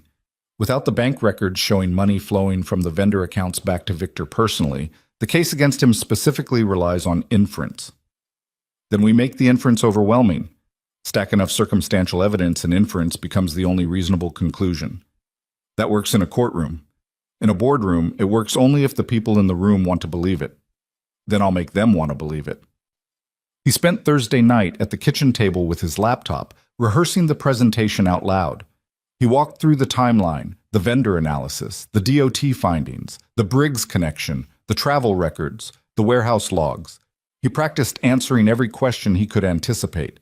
The hostile ones, the skeptical ones, the ones designed to trip him up or make him look like an amateur playing detective. Emma came out of her room at 10 o'clock, rubbing her eyes. "Daddy, who are you talking to?" "Myself." "That's weird." "I know, Bug. Go back to bed." "Are you practicing for something?" "Sort of. It's a work thing." She padded over and climbed onto his lap, ignoring his protest that it was past her bedtime. She looked at the laptop screen at spreadsheets, charts, numbers she couldn't possibly understand, and then she looked at him. "Are you scared?" she asked. The question caught him off guard. Not because it was surprising. Emma had an uncanny ability to read him, the same ability Jenna had possessed, but because the answer was complicated and she was 5 and he didn't want to lie to her. "A little," he said. "Mommy said being scared is okay. She said it means you care about something." "When did she say that?" "When she was in the hospital. I told her I was scared and she said it's okay because it means I cared about her getting better." Ryan held his daughter and said nothing for a long time. The laptop hummed. The radiator ticked. Outside, the city moved through its restless night, and inside the apartment, a father and his daughter sat in a pool of kitchen light and held on to each other. "You should go to bed," he said finally. "You should too." "Deal." He carried her back to her room, tucked her in, placed Professor Carrots in his designated spot under her chin, and stood in the doorway. She was asleep in minutes, the effortless, absolute sleep of a child who trusts the world to still be there in the morning. Ryan went back to the kitchen, closed the laptop, and went to bed. He did not sleep well, but he slept enough. Friday morning arrived the way a trial date arrives, with a weight that you've been carrying for days suddenly becoming immediate, physical, present. Ryan put on the blue button-down, pressed sharp enough to cut. He shaved carefully around the scrape on his jaw, which had faded to a faint mark but was still visible if you knew where to look. He checked his bandaged hand, nearly healed now, just a thin scab across the palm, and flexed his fingers. They worked fine. Everything worked fine. He was ready. Mrs. Kowalski met him at the door at 7:15. You look like you're going to war, she said. Something like that. When? He took the train downtown, walked into the Bennett Dynamics Tower, rode the elevator to the 34th floor, the executive boardroom level, and stepped into a corridor that smelled like fresh coffee and expensive wood polish. The boardroom doors were closed. Through the frosted glass, he could see shapes moving, people taking their seats, pouring water, arranging papers, the machinery of corporate governance winding up for another session. Olivia was waiting for him outside the doors. She was wearing black, blazer, blouse, heels, all of it sharp and deliberate, the visual equivalent of body armor. Her face was composed, but her eyes were active, scanning Ryan the way a general scans a field before an engagement. How are you feeling? Focused? Good. The board's been in session for 20 minutes. Victor presented first. He asked for the opening slot, and Margaret granted it. He's been laying groundwork. Unauthorized investigation, procedural overreach, a new hire exceeding his authority. He's smooth, Ryan. He's very, very smooth. I know. He brought his attorney, Marcus Webb. He's sitting in the gallery as an observer. It's legal. Board rules allow members to bring counsel to emergency sessions. Fine. Let him watch. Margaret will introduce you. You'll have 30 minutes to present, then they'll open the floor for questions. Victor will be in the room. He'll challenge you. Be ready. I've been ready since 5:30 this morning. Olivia nodded. Then she did something unexpected. She reached out and straightened his tie. It was a quick, instinctive gesture, the kind of thing you do for someone you care about without thinking about it. She caught herself, pulled her hand back, and for just a moment, the CEO mask slipped and Ryan saw the woman underneath, tired, worried, carrying a weight that she couldn't share with anyone because the company was her inheritance and its failures felt personal. Thank you, she said, for all of it. Save the thank you for after. Noted. She opened the boardroom doors and Ryan walked in. The room was large, long oval table, 12 leather chairs, floor-to-ceiling windows overlooking the city. The board members were already seated, a collection of faces that ranged from curious to skeptical to openly hostile. Gerald Pratt was there, his expression carefully neutral. Claire Ashford was there, her smile fixed in place like a decorative feature. Margaret Ashworth, the board chair, a silver-haired woman in her 70s with the posture of a ballet dancer and the eyes of an accountant, sat at the head of the table with a legal pad and a fountain pen. And Victor Hale sat 3 seats from the head, leaning back in his chair with the relaxed posture of a man who'd been in this room 100 times and knew every sightline, every political current, every unspoken rule. His attorney, Marcus Webb, a compact man in a dark suit with the watchful stillness of a courtroom professional, sat against the wall behind him. Ryan walked to the presentation area at the front of the room. He set his folder on the lectern, opened his laptop, and connected it to the display screen. He took a breath. Not deep, not dramatic, just a breath, the kind a man takes before he lifts something heavy. Good morning, Margaret said. Mr. Mercer, you've been added to the agenda at the CEO's request. You have 30 minutes. Please proceed. Ryan looked at the room. 12 faces. 12 people who held his career, and by extension, his daughter's future, in their hands. Some of them had already decided he didn't belong here. Some of them had already decided he was wrong. He was going to change their minds, or he was going to fail trying. 6 weeks ago, he began, I was hired to identify operational inefficiencies at Bennett Dynamics. In the course of that review, I discovered a pattern of financial irregularities in the logistics division that, upon investigation, proved to be a systematic fraud totaling approximately $6.2 million over the past 3 years. The room went still. Not quiet. It had been quiet before. But still, the way air goes still before a storm. The fraud operates through 3 vendor companies, Meridian Transit Solutions, Apex Freight Group, and North Point Logistics Partners. These companies have been billing Bennett Dynamics for freight and shipping services. They have been paid millions of dollars, and they do not exist. He clicked to the first slide, the DOT registration search results. None of these companies hold motor carrier authority. None are licensed by the Department of Transportation as freight carriers. They have no trucks, no drivers, no warehouses, no operational capacity of any kind. They are registered LLCs with commercial mailbox addresses and nominee directors, created for the sole purpose of receiving fraudulent payments from this company. Victor shifted in his chair. It was minimal, a slight adjustment of posture, a recrossing of legs, but Ryan caught it the way he caught everything, from the corner of his eye, without looking directly. The invoices submitted by these vendors describe shipments that never occurred. I have delivery logs from our own warehouse facility. He clicked to the next slide, documenting dozens of instances where goods invoiced by these vendors were never received. No trucks arrived, no drivers signed in, no cargo was logged.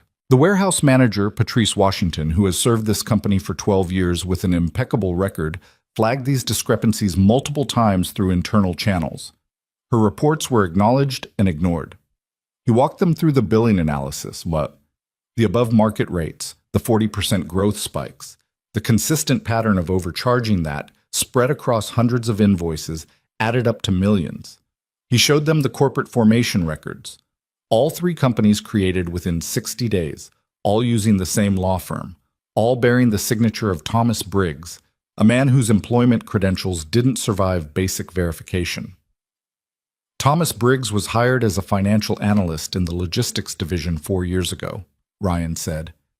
His resume lists a degree from an institution that has no record of his enrollment. His previous employer closed 2 years before he supposedly left. His role within the company placed him in a position to create vendor accounts and process payment authorizations. He is the operational mechanism through which the fraudulent invoices entered the system. Margaret Ashworth was writing on her legal pad, her fountain pen moving in steady, precise strokes. 2 other board members were leaning forward. Gerald Pratt's neutral expression had cracked slightly, not toward belief, not toward disbelief, but toward the uncomfortable middle ground of a man watching something he can't control. Every payment authorization for these 3 vendors bears the same executive signature, Ryan said, and he clicked to the final slide, a grid showing Victor Hale's name over and over on invoice after invoice, payment after payment, quarter after quarter. The senior vice president of strategic operations approved every dollar that left this company and entered accounts controlled by entities that do not perform the services they billed for. He stopped. He closed the laptop. He looked at the room. "I'm not an attorney," he said. "I'm not a forensic accountant. I'm a director-level employee with 6 weeks of tenure and a background that most people in this room would consider unremarkable. I know that. I know what I look like standing here, but the numbers don't care about my resume. The DOT records don't care about my pedigree. And the $6.2 million that has been stolen from this company doesn't care whether the person who found it went to Stanford or a state school." He paused. The room was absolutely still. "I came to Bennett Dynamics because Ms. Bennett gave me a chance. She told me to find what was broken. I found it. What you do with that information is your decision. But I want you to understand something.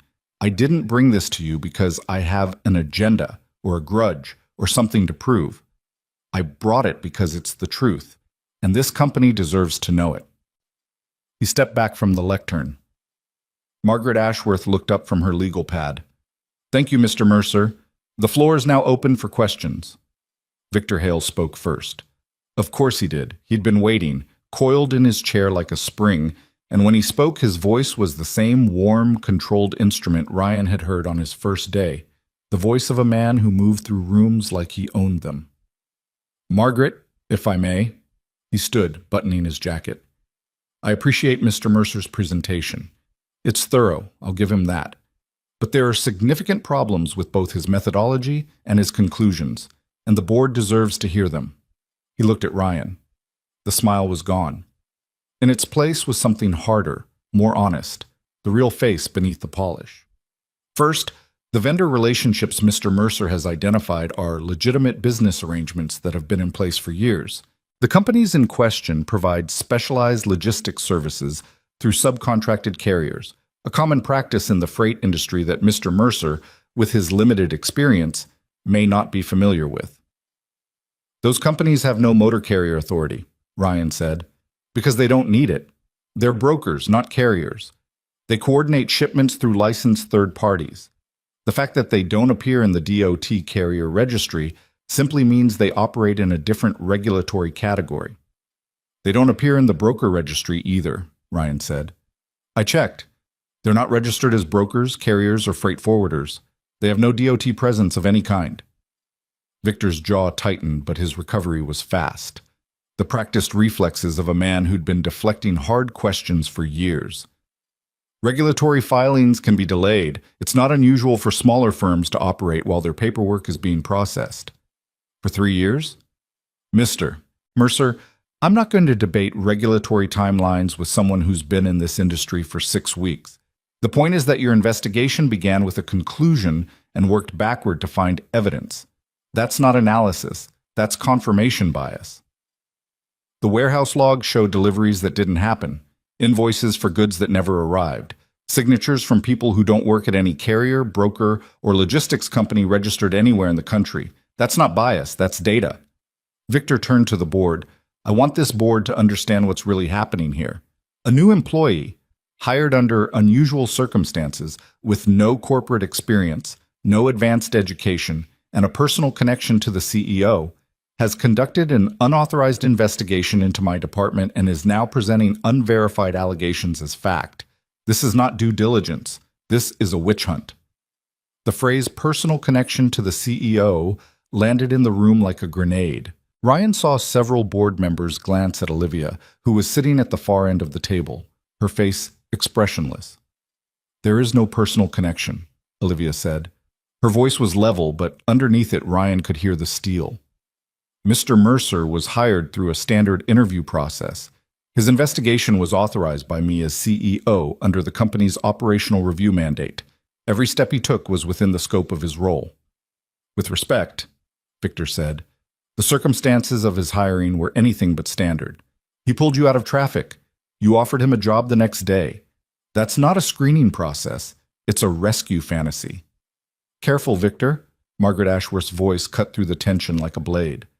Personal attacks are not productive. Let's stay with the evidence. Victor nodded, adjusting. The evidence, then, Mr.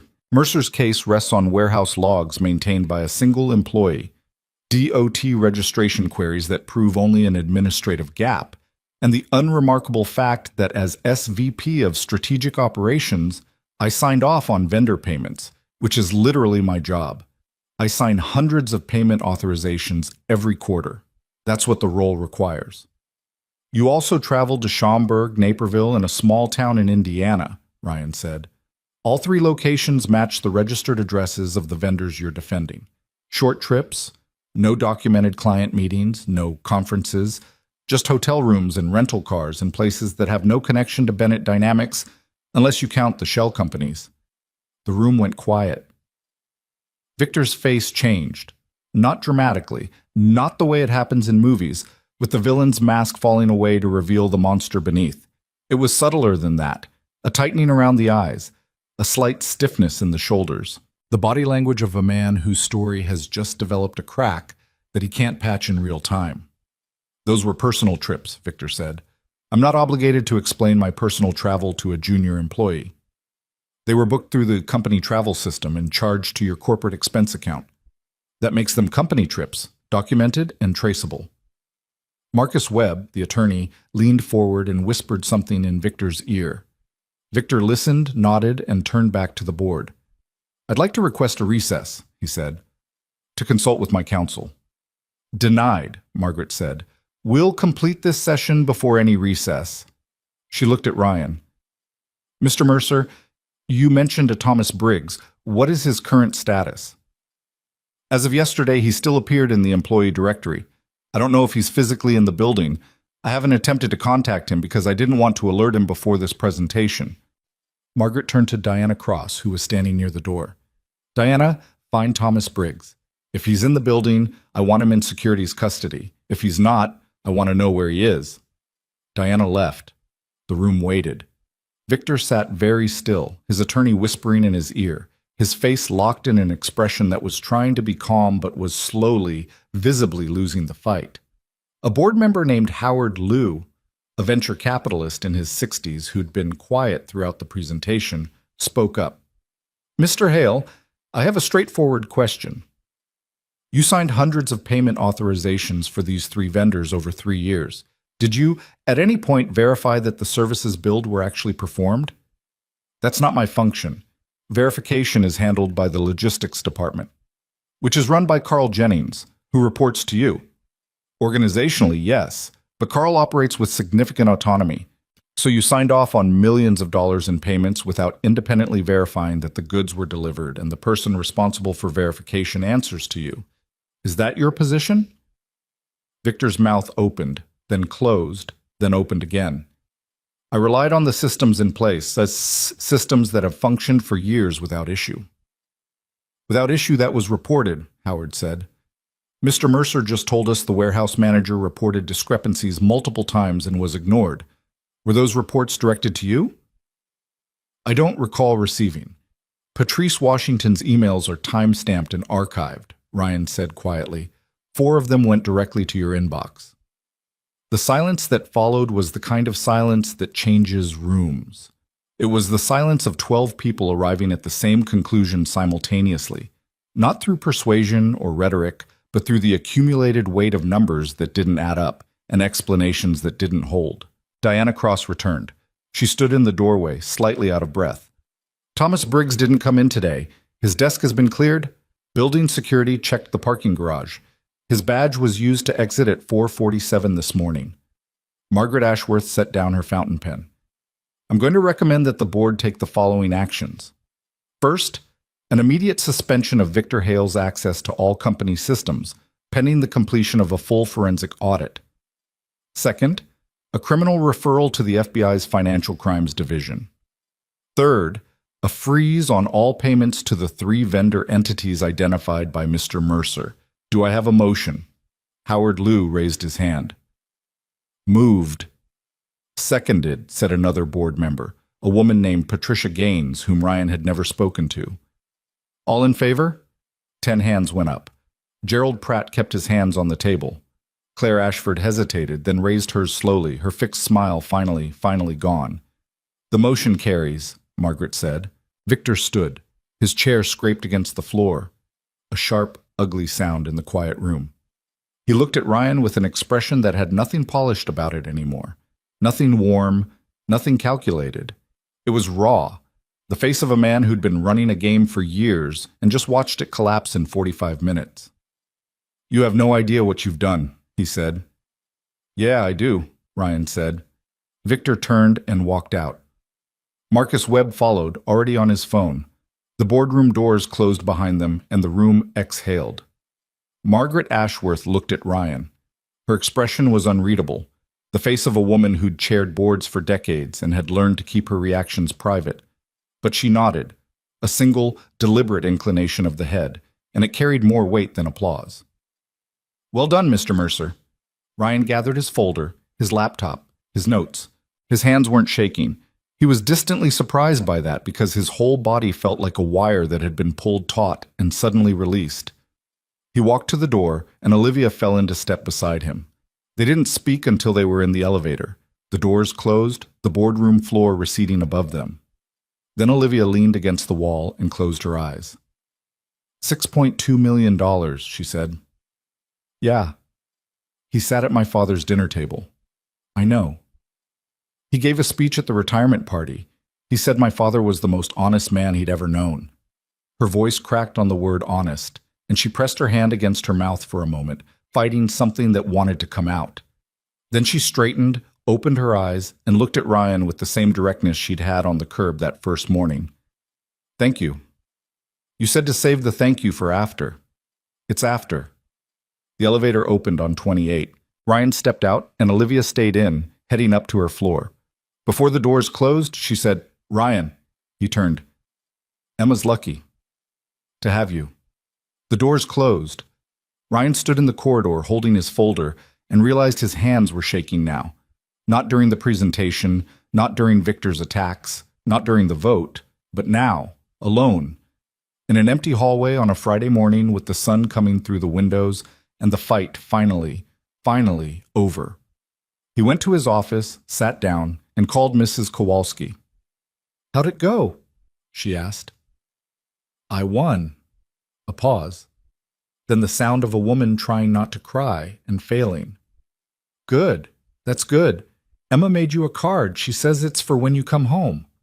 What's on it? A drawing of you. You're wearing a cape. Ryan leaned back in his chair and looked at the ceiling. His eyes were burning, but he didn't try to stop it. He sat in his little glass office on the 28th floor, the one Gerald Pratt had warned him about, and he let himself feel everything he'd been holding back for 6 weeks. The fear, the anger, the loneliness, the bone-deep exhaustion of fighting a battle that nobody thought he could win. Then he wiped his face, straightened his tie, and started writing his report. Because the board meeting was over, but the work wasn't, and there was a company that needed fixing, and a daughter who needed picking up from school, and a card with a cape on it waiting for him at home.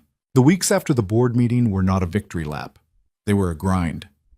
Victor Hale was arrested on a Tuesday, 11 days after the board vote, at his home in Lincoln Park at 6:15 in the morning, while his wife stood in the doorway in a bathrobe and his attorney stood on the lawn on the phone. The FBI had moved faster than anyone expected, largely because Sarah Chen's forensic report gave them a ready-made roadmap.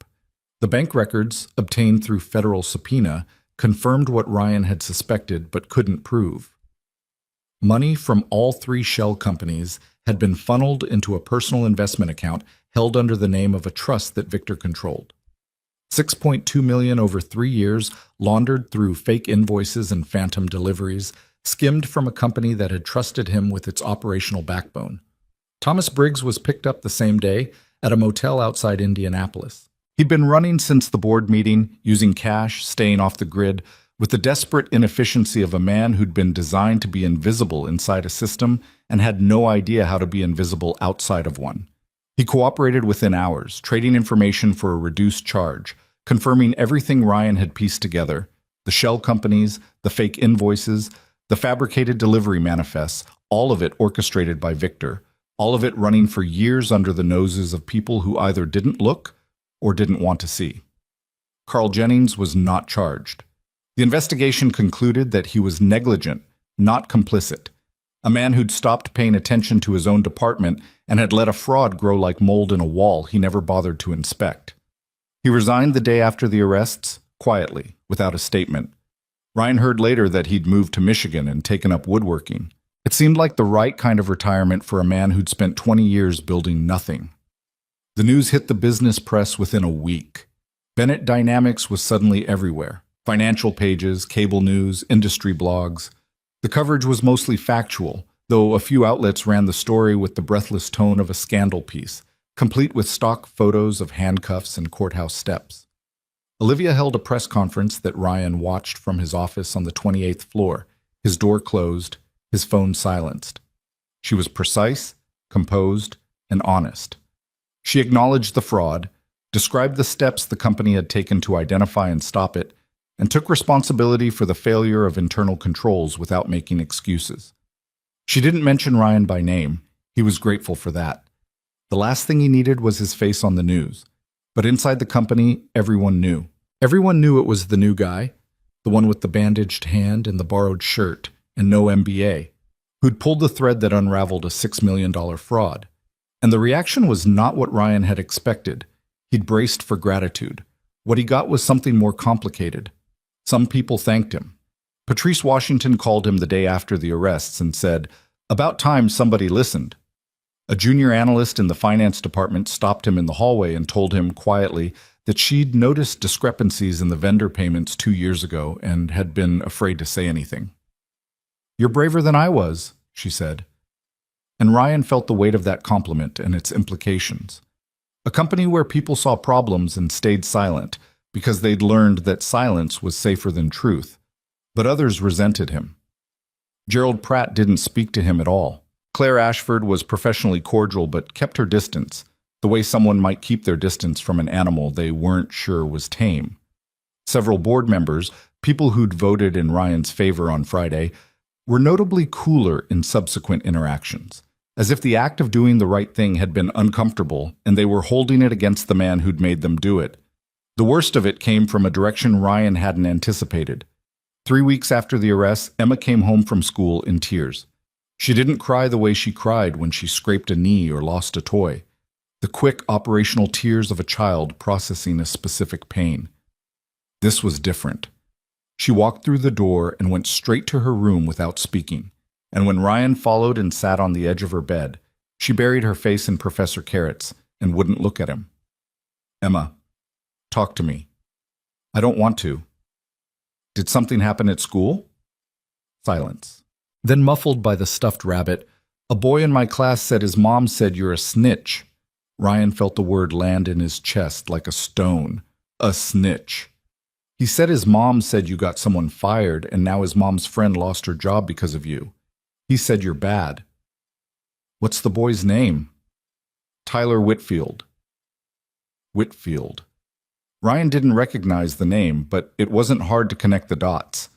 Victor's arrest had led to the termination of 3 other employees who'd been tangentially involved in the fraud. People who'd processed payments they should have questioned, who'd filed reports they should have flagged. Those terminations had rippled outward through families and social circles, and eventually the ripple had reached a second grader named Tyler, who'd been told by his mother that Emma's father was the reason someone she knew no longer had a paycheck. Emma, look at me. She wouldn't. Bug, please. She lifted her face from the rabbit. Her cheeks were wet, her eyes red, and the expression on her face was something Ryan had never seen there before. Not sadness, not anger, but confusion. The confusion of a child trying to reconcile what she'd been told by someone at school with what she knew about her father, and finding that the 2 versions of reality didn't fit together. Am I bad, Daddy? No, you are not bad. Then why did Tyler say, because Tyler's mom is upset, and when people are upset, they sometimes say things that aren't fair. What I did at work, I found something wrong, something that was hurting a lot of people. And I told the truth about it. Some people are glad I did that. Some people aren't. That doesn't make what I did wrong. But Tyler said his mom's friend can't pay her bills now. Ryan closed his eyes for a second. This was the part they didn't tell you about. Not in the movies, not in the business books, not in the tidy narratives about whistleblowers and corporate heroes. They didn't tell you that doing the right thing sent shrapnel in every direction, and some of that shrapnel hit people who weren't involved and didn't deserve it. They didn't tell you that your 5-year-old would come home crying because the consequences of your courage had landed in a second-grade classroom. I know, he said, and I'm sorry that happened, but the person who caused all of this, the person who took the money and lied about it, he's the one who hurt Tyler's mom's friend, not me. I just told the truth. Is telling the truth always the right thing? It was the kind of question that adults spent lifetimes trying to answer. And here it was, delivered by a 5-year-old with a stuffed rabbit and a broken expression, expecting her father to have an answer because that's what fathers were for. I think so, Ryan said. Even when it's hard. Even when people get mad. Because if you don't tell the truth, the bad thing just keeps going, and more people get hurt. He paused. But I'm not going to pretend it doesn't cost something. It does. And I'm sorry it cost you. Emma looked at him for a long time. Then she wiped her face with the back of her hand and said, Can I have a popsicle? It's November. So? So yes, you can have a popsicle. He got her a popsicle, grape, her favorite, and sat with her on the couch while she ate it, and they watched a cartoon about a dog who wanted to be an astronaut, and neither of them talked about Tyler Whitfield or the word snitch or the complicated calculus of doing right in a world that didn't always reward it. After she went to bed, Ryan sat at the kitchen table and stared at nothing. The apartment was different now. Not physically, though he'd replaced the broken radiator valve and fixed the hot water by paying a plumber for the first time in 2 years. The difference was less tangible. The eviction notice was gone. The medical debts were in a payment plan he could actually afford. The refrigerator had food in it, real food, the kind you bought when you weren't doing mental math in the grocery aisle. Emma had new shoes, a winter coat that fit, and a spot in a Saturday art class that she talked about with the intensity of a person who discovered her calling. But the scars of the past 2 years were still there, hidden under the new paint. Ryan still checked his bank balance every morning, a reflex he couldn't break. He still felt a jolt of panic when the mail arrived, because for so long the mail had been nothing but bills and threats and the bureaucratic machinery of financial collapse. He still woke at 3 a.m. sometimes, heart pounding, dreaming about the eviction, about packing bags, about Emma's face when he told her they had to leave. You don't survive that kind of thing and come out whole. You come out functional. You come out standing. But the cracks are there and they stay, and the best you can do is build around them and hope the structure holds. The independent audit that Olivia had commissioned was completed in December, 8 weeks after the board meeting. It was thorough, impartial, and comprehensive, conducted by a Big Four accounting firm with no prior relationship to Bennett Dynamics. The findings confirmed Sarah Chen's preliminary report in every detail and added several layers of context that Ryan hadn't been able to uncover on his own. The total fraud was revised upward to $7.8 million. Victor had been at it for nearly 4 years, not 3. The earliest shell company invoices predated Ryan's estimate by 14 months. The money had been funneled through a web of accounts that eventually led to offshore holdings in 2 different jurisdictions. The audit also identified systemic failures in Bennett Dynamics' internal controls, gaps in the approval process, inadequate vendor verification procedures, a culture of deference to senior leadership that had allowed obvious red flags to go unquestioned for years. Olivia presented the audit findings to the board in a closed session that Ryan did not attend. He heard about it afterward from Diana Cross, who stopped by his office with a cup of coffee and a rare, genuine smile. Margaret Ashworth called it the most important internal investigation in the company's history, Diana said. She specifically commended your work. What about Gerald and Claire? Gerald voted to accept the audit findings. He didn't have much choice. The evidence was conclusive. Claire abstained. She's leaving the company. Announced it this morning. Taking a position at a consulting firm in New York. Diana paused. Between us, I think she saw which way the wind was blowing and decided to get out before it blew any harder. Ryan nodded. He didn't feel satisfaction. He didn't feel vindication. What he felt was tired. The good kind of tired. The kind that comes after you finish something hard and can finally put it down. Diana, can I ask you something? Sure. When I first got here, the badge that didn't work, the meetings where everyone stared at me like I was from another planet, the whole thing, did you think I was going to make it? She looked at him for a moment, considering the question with the same careful assessment she applied to everything. No, she said. I thought you'd last 3 months and leave. Or 3 months and be asked to leave. What changed your mind? You didn't care about being liked. Most new hires, say, especially ones who come in under unusual circumstances, spend their first month trying to fit in, trying to learn the culture, trying to make friends. You spent your first month looking at spreadsheets and visiting warehouses. You weren't trying to belong. You were trying to understand. That's a different thing, and most people in this building don't know the difference. She left, and Ryan sat with that for a while. The holidays came. Emma's art class had a show, a small gallery event in a community center on the north side, where children's paintings and drawings were hung on the walls with the same care and seriousness as a real exhibition. Emma had produced a watercolor of their apartment building, painted in the bright, unrestrained colors that children use before the world teaches them to be realistic. The building was purple. The sky was orange.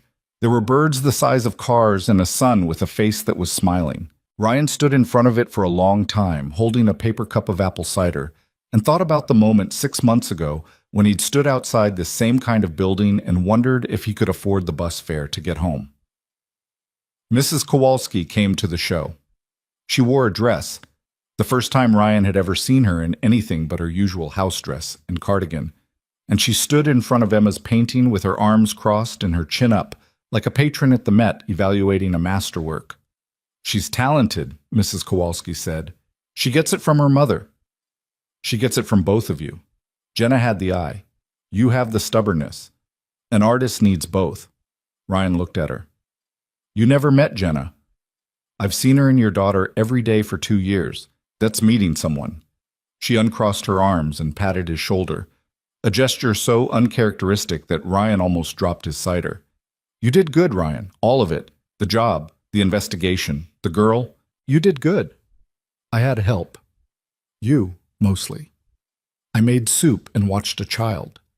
You ran into traffic and took on criminals. Let's not pretend those are the same thing. The soup was terrible. I know. Emma told me. Repeatedly. They stood together in front of the purple building and the orange sky and the birds the size of cars, and for a moment the world was exactly the size of that painting. Small, bright, manageable, a place where the sun had a face and it was smiling. In January, Olivia called Ryan into her office and told him the board had voted to promote him. Senior Vice President of Operations, Victor's old title, reimagined and restructured with expanded authority over internal controls, vendor management, and compliance. Ryan sat across from her desk and didn't say anything for what felt like a long time. "You're quiet," Olivia said. "I'm processing." "Take your time." Senior Vice President. That's a big title for a guy who was counting coins on his kitchen floor 8 months ago. It's a big title for anyone, but the board didn't give it to you because of what happened 8 months ago. They gave it to you because of what you've done since. The fraud investigation, yes, but also the operational improvements you've implemented, the vendor verification system you designed, the way you've rebuilt trust in departments that had lost it. You've changed the way this company works, Ryan. From the inside, that's what leaders do. Some of the board members still don't like me. Some of the board members don't like me. That's corporate governance. You're not being hired to be liked. You're being hired to be right.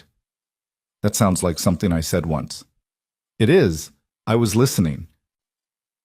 She paused, and that wall she kept between them, the professional distance, the CEO armor, lowered again, the way it did sometimes in private, in moments when the building was quiet and the politics were far away and they were just two people who'd been through something together. The salary is significant, benefits, stock options, the whole package. You can move out of that apartment, get Emma into a better school, start building something instead of just surviving. I like the apartment. The hot water doesn't work. It works now. I fixed it. You fixed a radiator valve. The building is still falling apart. It has character. Olivia shook her head, but she was almost smiling, and the almost smile softened the sharp lines of her face in a way that reminded Ryan of the woman on the curb, shaken, grateful, human behind the title. Take the job, Ryan. I'll take the job. Good. There's a gala next month.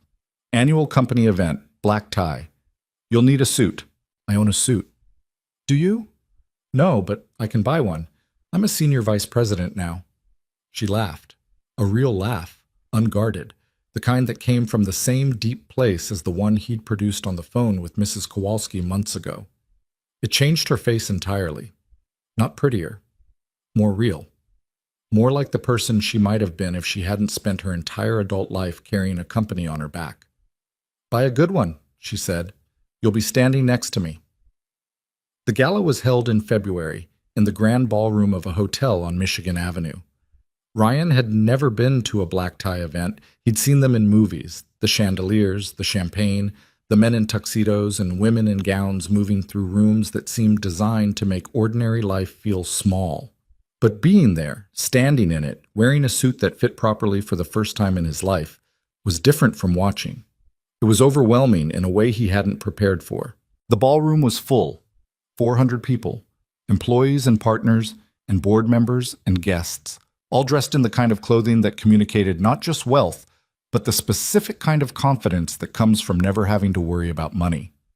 Ryan moved through the crowd like a man walking through a language he was still learning, understanding most of it, missing some of it, occasionally stumbling on a word or a custom that reminded him how far he'd come from the kitchen floor where he'd counted coins with his daughter. He found Patrice Washington near the bar wearing a blue dress and an expression of amused discomfort. "I hate these things," she said. "First time?" "Third. They invite the warehouse staff every year. Most of us don't come. I come for the shrimp." "Fair. You clean up nice, by the way, for a guy who showed up at my warehouse looking like he'd lost a fight." "I get that a lot." Patrice held up her glass. "To the guy who actually listened." Ryan clinked his glass against hers. "To the woman who kept the records." "Damn right." At 9 o'clock, Olivia took the stage. The ballroom quieted. 400 people turning their attention to a woman in a black dress who stood at a podium and looked out at the company she'd inherited, nearly lost, and fought to save. She talked about the past year, the challenges, the investigation, the changes. She didn't sugarcoat it. She didn't spin it. She talked about the failure of trust that had allowed the fraud to happen, about the systemic weaknesses that had been exposed, about the work that remained. And then she talked about Ryan. 8 months ago, she said, I was standing in the middle of an intersection on Adams Street. I don't remember why I stopped. I don't remember what I was thinking. All I remember is the sound of someone running toward me, not away. And then the impact, and the pavement, and a stranger's arms around me. That stranger saved my life. And then he walked into this company and saved it too. The room was quiet. Ryan Mercer didn't come to Bennett Dynamics with an Ivy League degree or a consulting pedigree or a network of influential contacts. He came with something that, in my experience, is rare and more valuable than any of those things. The willingness to do what's right, even when it's hard, even when it's risky, even when the people around him are telling him to sit down and be quiet. She paused. This company is stronger because of him. I am stronger because of him. And I wanted all of you to hear me say that publicly, so that there is never any question about what kind of people we value at Bennett Dynamics. She looked at Ryan, who was standing near the back of the room, trying very hard to keep his composure. Ryan, would you come up here? He walked to the stage, 400 people watching. The chandelier light was warm and slightly blinding, and the room felt enormous, and his new suit fit perfectly, and his hands weren't shaking. Olivia extended her hand, and he shook it. Right hand this time, fully healed, no bandage, no scrape, just a faint scar across the palm where the asphalt had opened his skin on the morning that everything changed. Thank you, she said into the microphone so the whole room could hear. And then, quieter, just for him. I meant everything. I know, he said. So did I. The applause started. It built slowly, the way real applause does. Not the polished, synchronized clapping of a rehearsed audience, but the uneven, genuine sound of people who'd watched something happen and decided it mattered. Ryan stood on the stage and let it wash over him.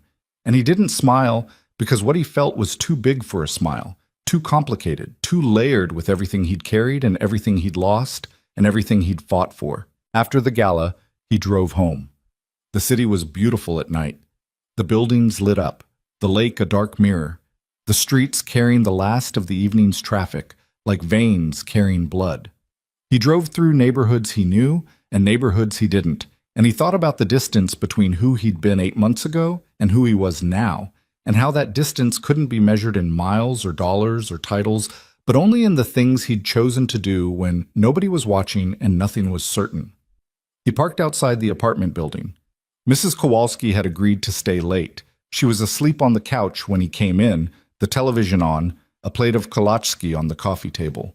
He turned off the TV, draped a blanket over her, and ate a pastry standing in the kitchen. It was perfect. Flaky, sweet, with a ribbon of jam in the center.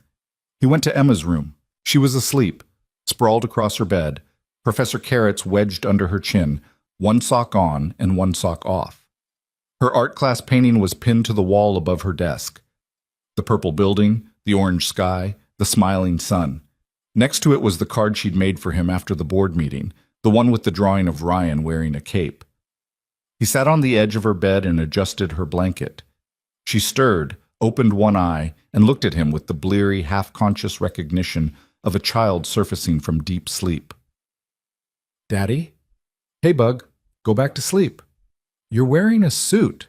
I had a party. Was it fun? It was something. You look handsome. Thanks, Em. She closed her eye, then opened it again. Are we okay now? The question hit him the way her questions always did. Straight to the center, no detour, no diplomacy. Are we okay now? Not are we rich, not are we safe, not do we have enough. Are we okay? The simplest, biggest question a child could ask. Yeah, Bug. We're okay.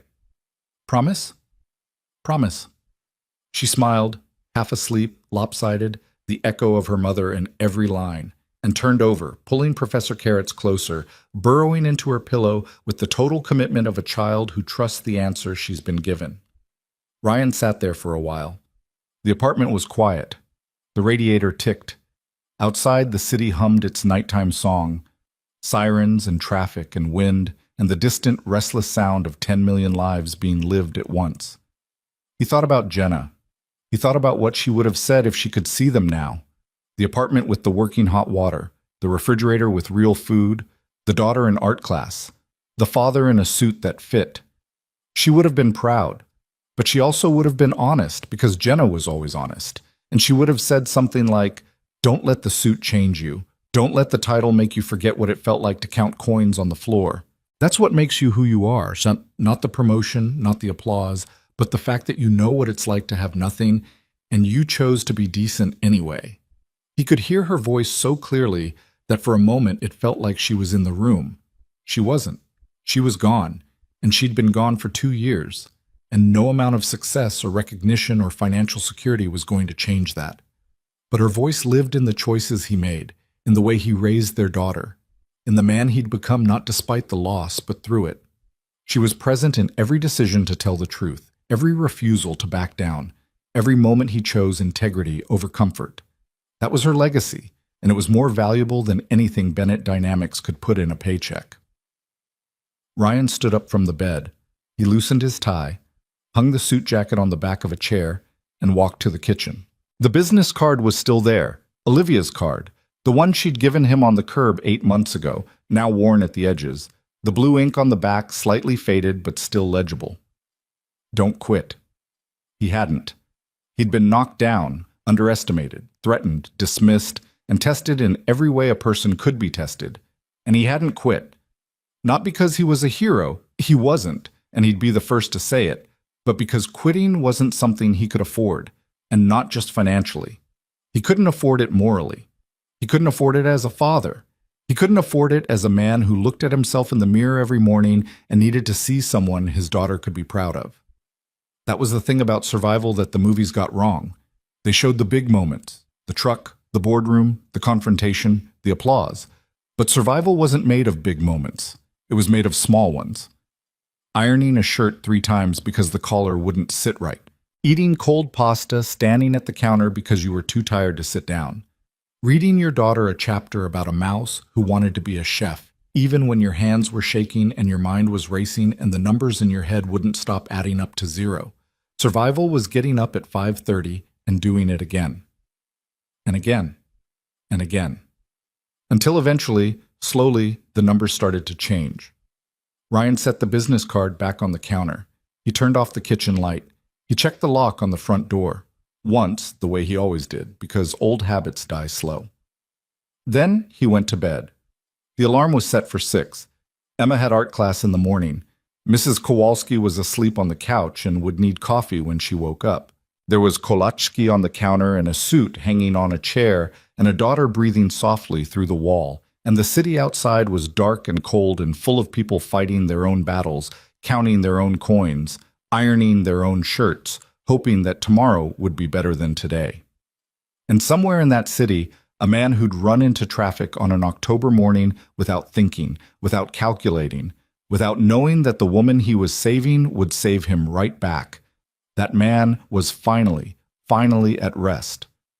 Not because the fight was over. The fight was never over, but because he'd learned something that couldn't be taught in any classroom or boardroom or business school. He'd learned that the measure of a life isn't the title on your desk or the number in your bank account or the applause at a gala. It's the choices you make when nobody's watching. It's the truth you tell when lying would be easier. It's the way you love your daughter and honor your wife's memory and treat the people around you, the warehouse managers and the elderly neighbors and the strangers frozen in intersections, with the kind of basic, stubborn, unyielding decency that doesn't need a degree or a pedigree or a fancy suit. Just a man. Flawed, tired, scared sometimes, standing in a kitchen in a neighborhood where the building had character and the Kolotsky was perfect and the painting on the wall had an orange sky. That was enough. That had always been enough. Ryan Mercer closed his eyes and slept.